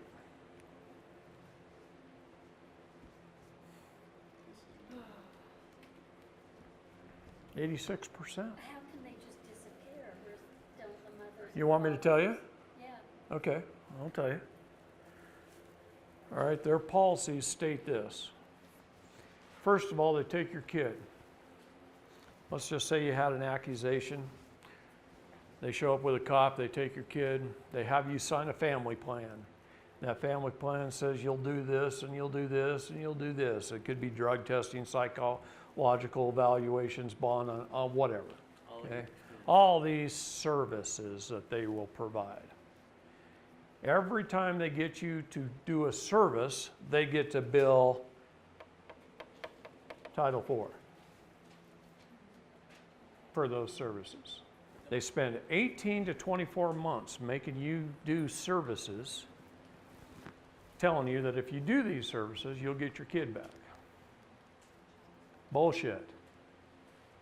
Their goal, it is not in their financial best interest to return your child to you. I'm telling you right now. You know how many parents I get phone calls from that say they did everything they were told to do, that they went above and beyond, that they did 110%, and they don't know why they're not giving their kid back, and last week they terminated my parental rights. What do? You don't comply. That's what you do. They terminate your parental rights, and then they move that child through the guardian ad litem. Usually there's one, and I hate to say this, but there's one pretty female attorney in her late 40s. I don't know why this is, but I've investigated child and sex trafficking for many years. All over this country, I can name names of pretty female attorneys in their 40s who are like the priestess who facilitates the trafficking, and they always are a guardian ad litem, and they move them from one foster care to another, and pretty soon they're deleted out of their system, and they don't never end up in the next foster care, and they're gone. My job here today is to piss you off. Really. Because if I don't piss people off, they won't get up off their couch and do anything about it. You have to understand the process, and then you have to go after them on attack. You have to go on the offense. As long as you're playing defense and you're jumping through their hoops, you're never going to get that kid back. When you finally say you're at your wit's end, this is why they do this. This is why they string you out so long, make you jump through these hoops. They want you to give up as soon as possible. I cannot even believe my country has stooped this low. You know what the turnover rate in Child Protective Services is for an employee? I had the head person from CPS out of Arizona call me on the phone. Said, David, you know what you're doing to us? I cannot hire people fast enough. We're training 16 CPS workers a day in Arizona because they're all quitting because of you. We took them from 40,000 children a year to 7,700 a year being trafficked in Arizona. And I just got the figures for last month. It was 577 kids went missing in the system. No, this isn't what was taken. This went missing in the system last month. They don't know where they are. In a month. I cried when I got that yesterday. But I get those reports from all the states. What's And the- that was just Arizona. Pizzagate in 2016 and all the media shut it down. And then we've got now Epstein Island. Well, I know Q is. You know what Q is? Yep. Most people don't. See, there's Qs and there's QAnons. Yep. QAnons are trying to figure out the Q codes. Yeah. They're doing a good job of being a news media. Q tells the news and they interpret it and try and get it out there. They don't always get it right, but we love them. Q is led by the President of the United States and it's all our groups of military intelligence with the DOD. It's also another agency as well. Out of Virginia. Well, that's where all the military intelligence are, pretty much. I was told And yes, that, out of Virginia. I was told that Most of the QAnons don't even know who Q is. Q is a group of people. If you took a circle and you built the Great Wall of China right down through the middle of it, you could write the name of every organization on earth in that circle. You could write the military, any branch of it. You could write the DOD itself. You could write the White House, the administrative branch, the judicial branch. You could write the CIA in there. You could write the Mormon church, the Catholic church, the Protestant church, the Baptist church. You could write any organization on earth in there. You could write Google and Apple and Verizon. No, they're over here. All but Black hats, white hats. what I'm saying, yeah, there's black hats and white hats. There's good and bad. There's Within righteousness and evil. Okay? All right. Now, in saying that, in this whole child trafficking stuff, I was turning in evidence to General Valley and Milley and others. I work with Special Operations Command. I work with Coronado. And turning in this evidence. And then wow, some stuff I'm turning in gets dealt with. And some stuff is like I threw it into a trash can or into the black hole. So we had to figure out which side of the fence they were on. Am I handing the information to the bad guys? Yeah, I was for a while. Some of it was getting handed to the bad guys. Because sometimes when you walk through the door, you don't always know who's going to come see you. Now we're more careful about that. You can't serve two masters. What is legal is not lawful. And they represent what's legal. That's unjust. It's unrighteous. It's the undoing of God's laws. How can they serve two masters? How can they undo God's laws and propose to follow God's laws? They can't do both. William Barr wants to tear up his bar card. William Barr wants to bring down the bar. He wants to get back to the rule of law. That's what he wants. Okay? He wants to be the one to bring the bar down. I hope he does it. And I hope he does it soon. Because literally that's who we the people have been at war with for a long time because of Justin's story. They control everything, every corporation.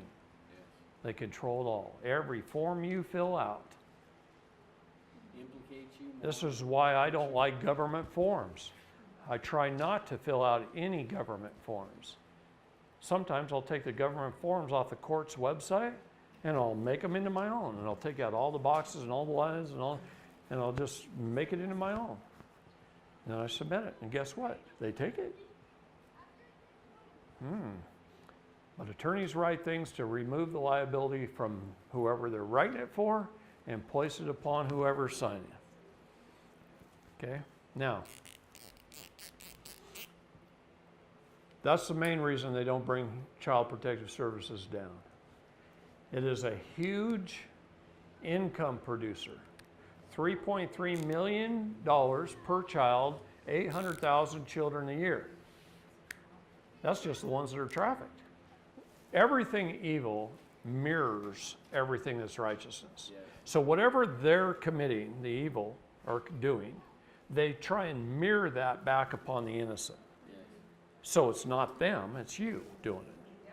And then they look I know like of they're the right. I know of 2 police officers right here in Utah that are sitting in jail for molesting their own children, and they didn't molest their children. I guarantee they are innocent and didn't do it. But because they ran into a satanic cult and they started to bringing it out and turning it in to the wrong people, they got charged. And they're in jail right now. And they were just young cops who didn't know any better. All they did when the time they were little was wanted to grow up and serve and protect the people. And then they got into it and found out how evil it truly was. And then they started speaking out about it. And then they were persecuted. They persecute the righteous. And that's, Let's look at some current events. Look at Beirut, Lebanon. Right. I call that. Okay. What happened there? Does anybody know exactly what happened there? In Lebanon, in Beirut. A bomb. Yeah, it was a targeted attack with advanced technology that we're not supposed to have yet. No, it wasn't. Okay, tell us. But you're close. So I knew something. Okay. People think, what did they report? What did the news report? Fireworks. Yeah. Fireworks plant caught on fire too close to a fertilizer storage plant. Yeah. Well, no, they had 2,700 tons of ammonium nitrate. Okay. All right. That's what they claim. Yeah. Okay. The bullshit meter's really deep on that one. Yeah. What happened is, what happened is this. I believe Melissa said it was targeted attack. There was tunnels under that sucker.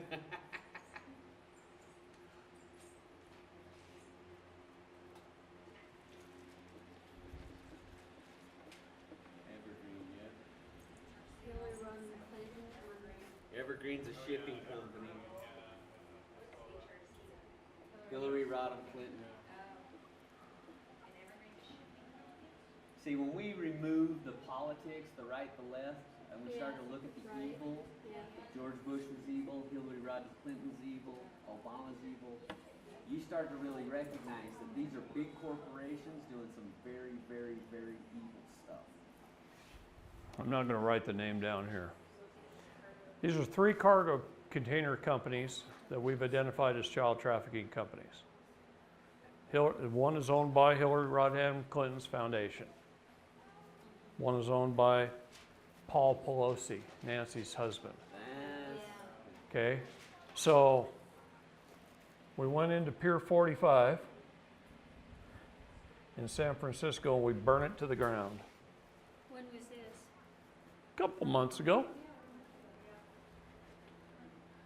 Okay, in Beirut, in Hong Kong, at the fires in Brussels at the World Trade Center, several other big major fires that have happened in the last couple of weeks. We've been taking out evergreen all over the world. nice.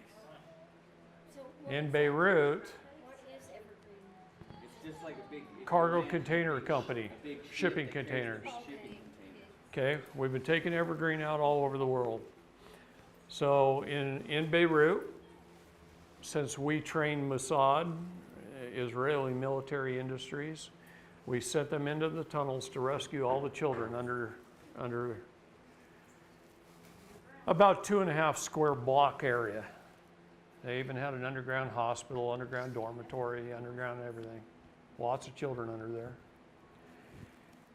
And we sent them in, and they came out, and they lit the place on fire, and that's why you saw smoke long before the missiles hit.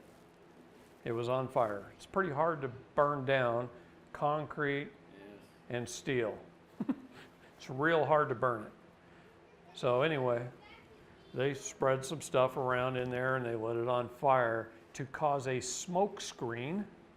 Because if you remember how that sat, you had that kind of island and you had 3 buildings like this. And then you had a big glass building like this, and most of town is over here. This building was designed to stop the blast, right? What's that? Are they silos? Green silos? No, these are concrete They're structures. structures, okay? They're filled with evergreen shipping containers, and underneath is child trafficking tunnels all over underneath. I knew that. They'll lead clear into the city, mainly led into this building, so the trucks can back up over here and pick them up. Okay? So they went in there, they rescued the kids, they set the building on fire, And then and then our military estimates engineering. Depending on the width of the concrete wall, how much steel reinforcement rebar they think is inside the wall, how many shipping containers around the outside of the wall, they try and estimate what size bomb to throw in there to take that out. They don't care if this building hits, they're trafficking them out of that building too. So they didn't care if that one blew up either. But this is what they were after. So they estimated what size bomb. And they happened to, in this case, use a Moab. A mother of all bombs. and it boom. Well, in between the time intelligence went in and located the kids and planned the mission, and the mission took place, some containers had been moved. A couple other things they underestimated is the construction quality of those buildings. Over in the Middle East, not always is a building built up to our standards. So it had a little less rebar, a little wider spaced, a little more porous concrete. And so when that bomb went in, it blew a little bit harder than they expected it to. Nevertheless, it did its job and it left a crater that opened up the tunnels, and then people could, the news media could look down in there and go, ha, there's a whole bunch of tunnels. Now they crawl under the tunnels, they find the dormitories, they find the medical facilities, they find all this stuff, and they'll know exactly why. So the object of the game is this, is to not only destroy it, but it's to expose it, right? But the news isn't exposing it. Yeah, they try to cover it up. That's why President Trump fights the news all the time. Does not a single day go by that he isn't calling them fake news? I called exactly. They're never going to report the truth. There's other organizations. Now we have OANN and we have Twitter. I like Twitter for the news. That's where I go because it comes right out of the horse's mouth. Yes. I want to know exactly what the president says, what our top generals are saying, and what William Barr is saying, and what Mike Pompeo is saying. And I want to know exactly what they're saying right out of their own mouth. So I followed them on Twitter, and guess what? I cut out the middlemen, known as CNN and others, and I just cut them out of the picture by listening to the horse talk. This is the United States of America, believe it or not. No, I have no idea how to draw.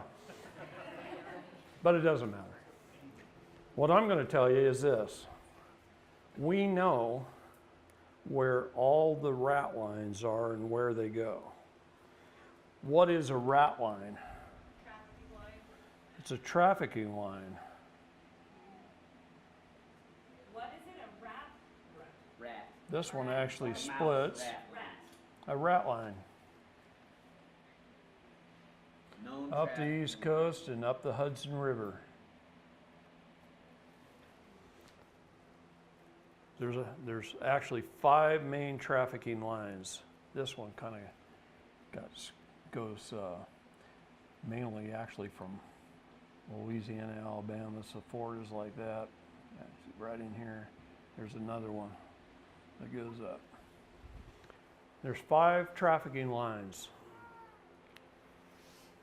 in the United States, rat lines. What if I was to tell you something like this? I wasn't going to do this till Sunday. But what if I was to tell you that there is an attorney who has an office in Poughkeepsie, New York, and an office in Bellevue, Washington. Same attorney. And he's partnered with an attorney out of Bellevue and an attorney out of here. And what if I told you that out of this office, he created over 100 corporations to traffic children? I'm talking about entertainment companies that take pictures, lodging companies, short and long distance trucking companies, even an airline that's stationed at Boeing Field, offering companies. You have to have all elements of trafficking. So you have to have transportation, logistics, offerings, okay? 5x5 entertainment, Wild Child Entertainment. Corporations like that, he's set up. What if I told you he set them up under mostly aliases names, but we have the real names too? What if I told you he set them up for people who are police officers, county commissioners, and judges? I'd believe it. Okay? I read Franklin Cover Up. Now, what if I told you the same attorney in the state of New York owns 17 child protective services agencies in the state of New York? And he also owns 17 family courts. He owns the Spafford Center, which traffics children to Jerusalem and the United Kingdom.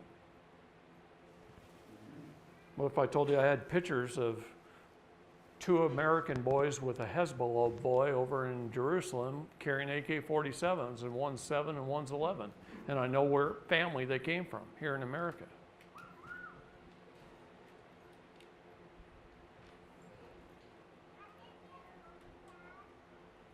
What if I told you in 1983 he bought a company from William Casey's law firm? The DOD guy is going to start scribbling here when I mention names. I'm serious. William Casey. Who was William Casey? He was the head of the OSS before it became the CIA. He was our first CIA director, and then he ran the SEC. Securities and Exchange Commission? Yes. And helped They're stacked deep. helped set up our whole birth certificate fraud thing. He also started the Spafford Center under a different name back in the 30s. And he died in 1975. And in 1983, this attorney bought it from Casey's law firm. It's a corporation sole. Does anybody know what a corporation sole is? It's a corporation that started so old that is grandfathered into under all laws. It's a powerful corporation. A corporation sole. It was owned by William Casey. Wasn't Casey murdered? Or no? I wish he was. Anyway, and he can take children out of New York City or any other county that he has one of his 17 agencies. He can show up at your house with a cop, kick in your door, his CPS agents take a kid, jump you through a bunch of parental hoops, terminate your parental rights through his own judges and his own guardian ad litems and his own, and he's licensed by the state to do business. He's protected under the commerce laws. He's sanctioned by the state. When you run his name of his family services companies on Google, they come up higher than the actual state of New York's family services in the search engines. So if you're going to turn somebody into CPS and you Google it, good chance you're turning it into a guy who set up hundreds of pedophile companies. Because they do protect each other. Now, what do you think about that? Makes you want to stop being a teacher and grab a firearm and go start killing heads, right? This is how I feel about it, because I keep gathering the evidence, keep turning in. What if I told you I tie that man in as the head of the tree, and evidence branching off him is what put Weinstein and Epstein in jail? They're just small peas in the pot. They're just billionaires. See, it's easy to take down the bottom level. We're advanced anyway, we all know this stuff.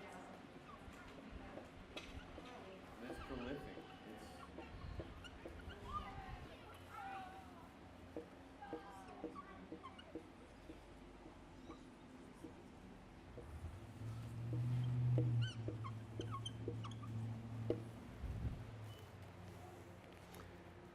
These are the 4 types of people we have in this country. We have the sheep. They go about their daily lives. They don't know anything. We got the sheepdogs. That's the ones that stand and try and protect the sheep from the wolves. And we got the wolves. And then we have the vamps. Okay?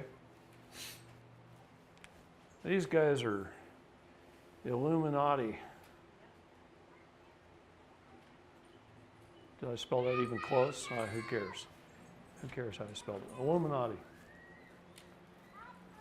They drink the blood of children. They live off adrenochrome. How many people use Google? How many people use Android? You know you support child trafficking? No. What is Google's operating system? It's Adreno. Adreno. What is their search engine? Chrome. How about Verizon? Who has Verizon? Moloch.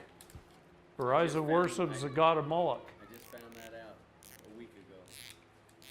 Big corporations that we're all supporting innocently, and you're supporting child trafficking. They fund it. They create foundations to pay the wolves to traffic the children. These guys are more numerous than you think. Many, many, many of them. Military corporate Hollywood. Bigger than Hollywood. It's bigger than that. I've heard that they've got armies Oh yeah, ready to, protectorates. and armies ready to. What if I told you most of them pose as if they're helping the children? Yes. What if I told you some of them were UNICEF? Yeah. What if I told you they were a lot of ex-military groups with special arrest powers working under, say, Veterans for Children, So that's what I heard just recently. and they're protecting the Illuminati and the vampires? Just recently, I'd read that they've got all these Hmm. ex-military. And what if I told you that they put a price on the head of people like Tim Holmseth and me and others? Yes. Many, many, many vamps. But here's the group I want to talk about right now. These are county commissioners and mayors and attorneys and judges, police officers, SWAT team leaders. They're in our communities every day. And they're running legal businesses on the side. What if I tell you I know a SWAT team leader in California who, when he was in the United States Army stationed in Washington, that the attorney that I was telling you about formed 3 corporations just for him under an alias name. 3 corporations while he was in the Army. After he left the Army and he became a police officer and he graduated his way up to SWAT, and he's a SWAT team leader for 2 counties. He's won 2 awards in the state of California for the #1 in surveillance in the state of California. And he's protected by everybody. But he also protects everybody. What if I told you in the state of California, in 41 counties, the sheriff is also the coroner? Ew. And what if I told you he's also in the Masonic Lodge? And sometimes the sheriff's office, the Masonic Lodge, and the coroner's office is all in the same building. Look at Placerville, look at Auburn. There's two cities right there. They're in the same building. So he could shoot you, write the report, cremate your body, bury it, cover it up, and he can do it on the behalf of a judge who told him to. So I got a question. It's a perfect storm. There's nobody to answer to. But remember, you can draw any circle, build the Great Wall of China in it. You can write a name of an organization in it. Yes. I don't care if it's the Masons, the Shriners, or what it is. Okay? And half of them have no idea what's going on, and they're good, honest, righteous people. A lot of builders are Masons. Okay? But until they reach those upper levels, it's like this. On the back of a $1 bill, you'll see this symbol. This is the Pindar. This is the Council of the 13. This is the Council of 300. You can write the name of every organization on earth, and when it hits this level and it goes up into here, it's controlled.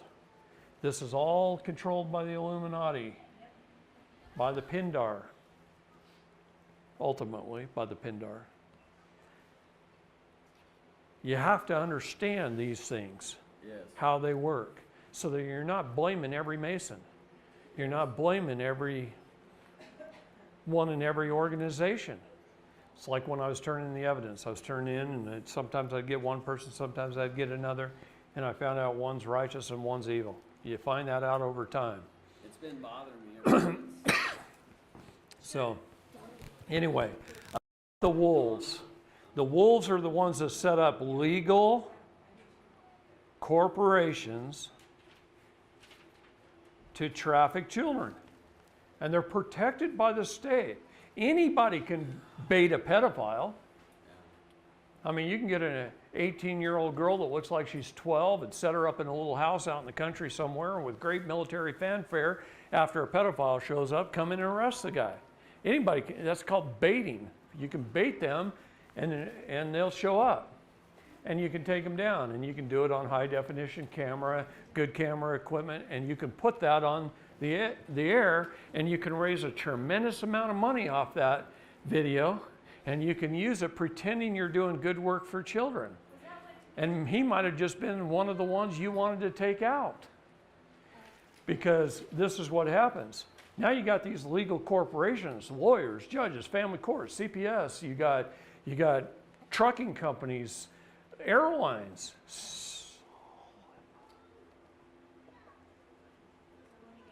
Solomar Airways, based out of Boeing Field, was set up by J. Scott Greer, the attorney I was telling you about in New York and Bellevue. A legal airline, but it flies cargo. Evergreen, a legal corporation.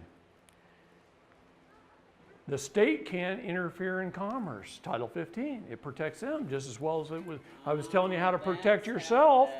Yeah. So the You think I learned this just by... The state can't step in and do anything about it. No. No, they set up legal corporations to do this. And they do it under a nameless name. So let's just say they set up a short distance trucking company, and you see a bunch of these little 20-foot trucks with the roll-up doors, right? For local, right? Usually they always have an anesthesiologist or a dentist or a veterinarian or somebody who can drug the kids so that it's quiet in the back of the truck. But let's say they didn't give them enough drugs and the kids are yelling and screaming. They come up to a stoplight next to a cop car. And the cop car hears all the screaming kids from the back of this truck. He pulls the truck over.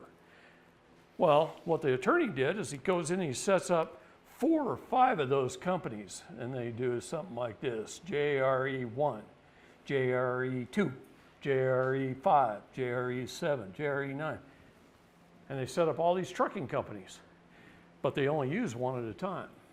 So a truck gets caught, Then it switches to the next one. the driver's the fall guy, he goes to jail. They just changed the magnetic sign on the door to JRE2. Does the driver even know? Sometimes not, if they drugged them well enough. A lot of times the driver's sitting in their truck, the car goes low in the back, they hit the side of the car, go ahead, take it to this location. But he becomes a patsy when the cop stops him, and he goes to jail having a couple of kids in the back, and they just do it again, and do it again, and do it again. And then their long distance trucking company is based out of Missouri, operates on all coasts. Different, yeah. Whole different company. They set up logistics companies, some lady sitting at a desk lining up the loads. She's just getting calls from people telling them, I need a load picked up here and dropped off here. She's just organizing it all. She's a logistics company. She's a She may not even know what the hell she's a compartmentalized legal idiot set up by the vampires. So does she know or not? No? Maybe not. She's just moving freight. That's all she's doing. Yeah. So there are a whole bunch of legal corporations under the wolves, protected by the United States Code. They can't interfere in commerce. They're CPS agents. So how do we shut them down? They're family courts. How do you shut them down? You have to prove all elements of child trafficking. This is why I love our president right here. If for no other reason, here's why I love him. He made child and sex trafficking an international crime, so it falls under the UCMJ instead of the DOJ. Now what's the UCN? So now I can turn the evidence in instead of to sometimes the FBI, who covers up crimes for the deep state, and I can turn it into the military, and hopefully I get an honest military who's on the right side of the wall. And then we can pick them up at 2 a.m. We can put them on a C-136 or a C-5 and fly them south. Hope they enjoy the heat for the short period of time they're going to be there. What if I was to tell you that one of the companies in Washington that attorney set up is a medical coding research company? What if I told you Obamacare was set up for one reason and one reason only, and that's to traffic children? Obamacare. It's the only reason it was set up. What if I told you that they invested so much money, they built 3 supercomputers in the university in Austin, Texas, that a mother can go to her gynecologist, find out that she's pregnant, and the moment he puts in the code, the child traffickers are following that mother, their pregnancy. They know whether she's going to get an abortion, whether she has a live birth. They follow the kid through the first few years of school. They know if it's got blonde hair, blue eyes, or red hair, green eyes, or whatever. And what if they got blood type, DNA, all your medical records? So Obamacare coding system removed doctor-patient confidentiality from the United States and the world. Don't think it just happened here. It happened all over the world in every United Nations country when that was passed. We started it. So it's a 5-digit coding system with over 80,000 codes. We call it medical kidnapping in this country. I have parents that have walked into Phoenix Children's Hospital, and they can be up there talking to their doctor. Their doctor writes stuff down in his notes. He hands it to the medical coding expert in his office. She takes it, she puts it in the computer. CPS and the Superior Court of Arizona leases space in the basement of the hospital. A red flag pops up on the CPS agent's computer down there. She has every medical record, the home address, the parent's name, everything. She can cut, paste, put it on her documents in order to remove, walk it next door to the judge, have him sign it, get in the elevator, be upstairs within 5 minutes taking the child. On what ground? Whatever they want to think Whatever up. medical. Yeah, I heard they lease space in every hospital. they do. What? Every hospital. Yeah, every hospital. The has courts CPS. and CPS, every major hospital in the United States, they lease space.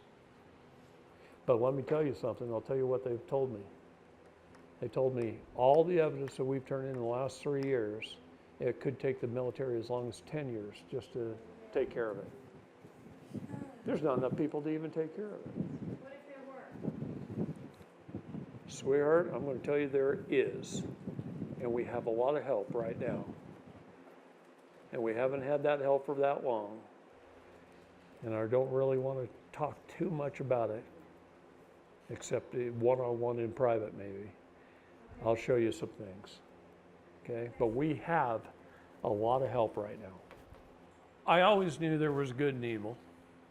I always knew that when people rise into a position of power, a lot of times they get very corrupted and they start committing the 7 deadly sins, and then Satan takes over. But what I didn't know until maybe 5 or 10 years ago is that the whole world revolves around child and human trafficking. Think about what I told you about our birth certificates.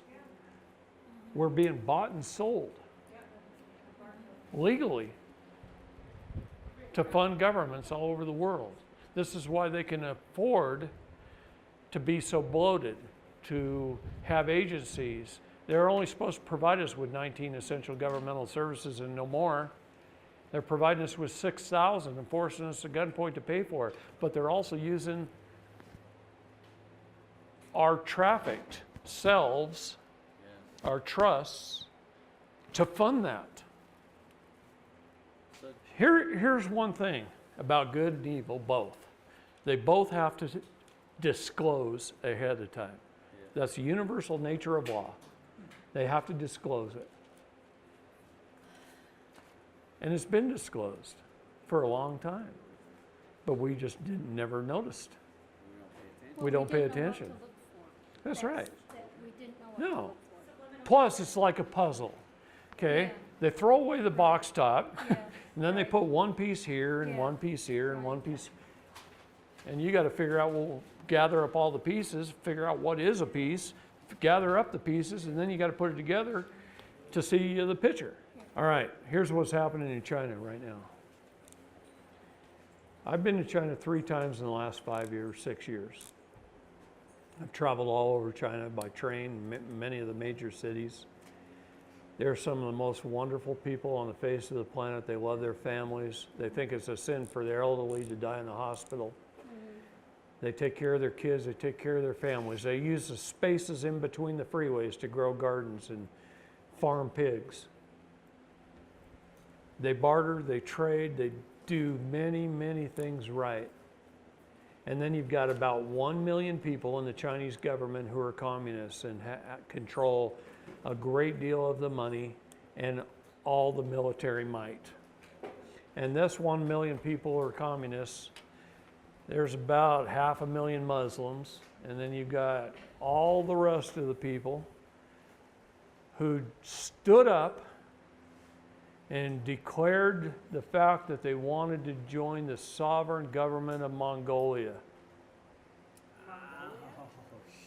And so the Chinese government used their weather manipulation weapons, and they've been raining down on China and flooding China and all their buildings. They live up here, and this is commercial. So they're flooding out all their commercial. So the people are starving. Their restaurants are flooded. Their grocery stores are flooded. All their supplies, their toilet paper is non-existent. They're flooding all the cities with rain and storms. The ones that can't flood, they create lightning. Lightning's so powerful it splits buildings in half. That ain't natural. They're using all kinds of weather manipulation to genocide the people of China who are trying to gain their sovereignty. Most people don't. It's easy to manipulate the weather. How about sending this? What if I told you off the coast of California, about 150 miles out, there's 5 shipping container ships. These ships are gigantic. 5 of them, tied end to end. And they have great big turbofans on them, about 15 feet and 20 feet in diameter. And they're aimed at our jet stream. And they can turn all those fans on and they can manipulate our jet stream and move it up.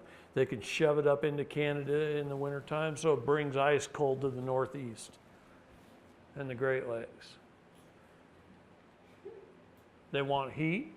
They can shove the jet stream down so it warms up over California and Arizona, and then it moves back up naturally and it cooks and causes tornadoes through Texas and Oklahoma and Tennessee, which creates hurricanes in the Gulf and Florida, Haiti. They can move the jet stream wherever they want. Deep state. Yeah. Yeah. Why aren't we torpedoing those boats, sinking them? Because they're private for-profit corporations protected by the state. We can't interfere in commerce, we can only regulate it. Has to be. I mean, be as dirty as they are. It's going to be up to us. It's going to come down to we the people. When we learn and we decide enough is enough. The part we have to understand when we do this is like kind versus like kind. So when you as a man or a woman go and try and sue a corporation, it never works. You have to sue them as your corporation to sue them, okay? When you go after a man, you go after him as a man. You can't go after as your corporation. So what they try and do, these attorneys aren't stupid. They try and break your veil. Say it's called breaking the veil, whether it's a veil of a trust, a corporate veil, or the veil of a man or a woman, the individual. They try and break your veil. So if you're not careful in your documents, if you're not careful in your words, if you're not careful in your words verbally, as well as on paper, then you combine jurisdictions in the wrong way, you lose. And you don't know why you lose. You go, oh gosh, we did everything right, and somehow they just threw it out. Well, they throw things out on a technicality. One of the main reasons they throw things out is that you don't make your documents a court of record first. You take your document, you write it, you sign it, you go get it notarized, and you go file it. You skipped a step. You didn't record it. You didn't publish it. If you don't publish it, it's not a court of record. If it's a court of record, it's a settled matter. Then they throw it out, they're committing a felony. It's destruction of property.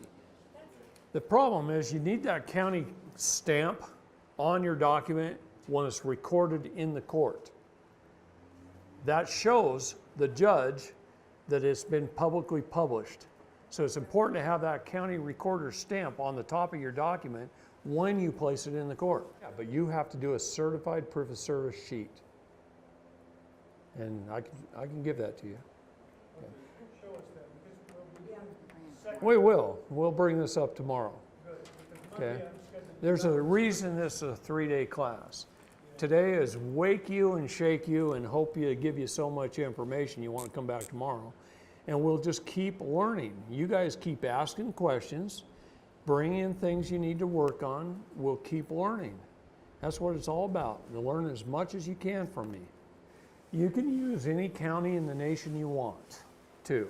Some counties and some states charge hundreds of dollars to record documents. You can use Lamar County, Georgia for $10 a document, or Pima County, Arizona for $30 a document.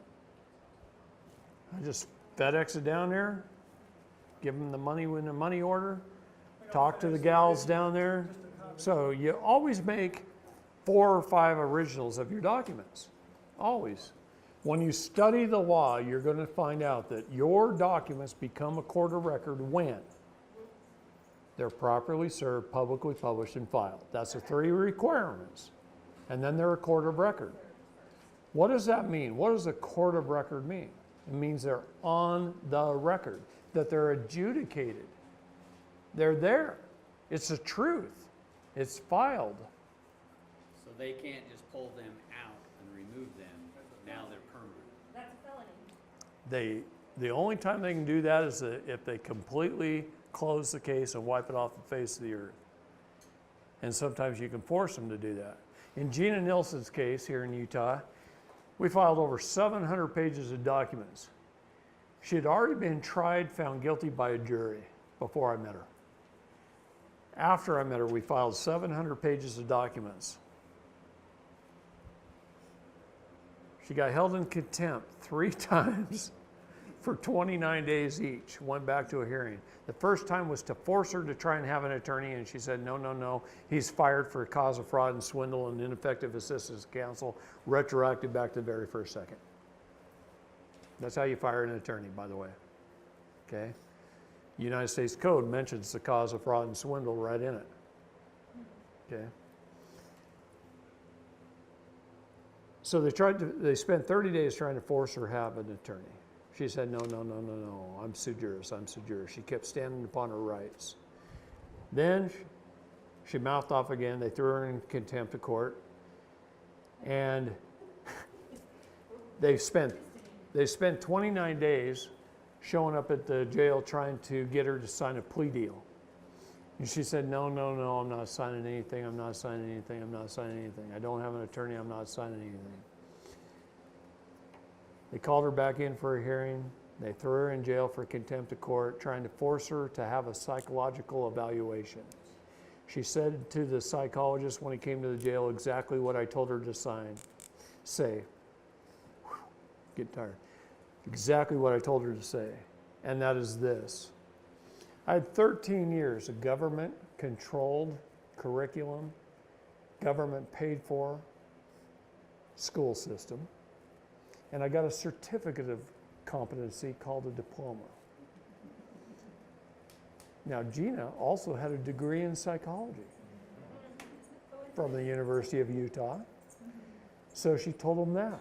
I had 4 years to get a bachelor's degree in psychology from the University of Utah, and they gave me a certificate of competency called a degree. And then she said, and other than that, I don't answer questions.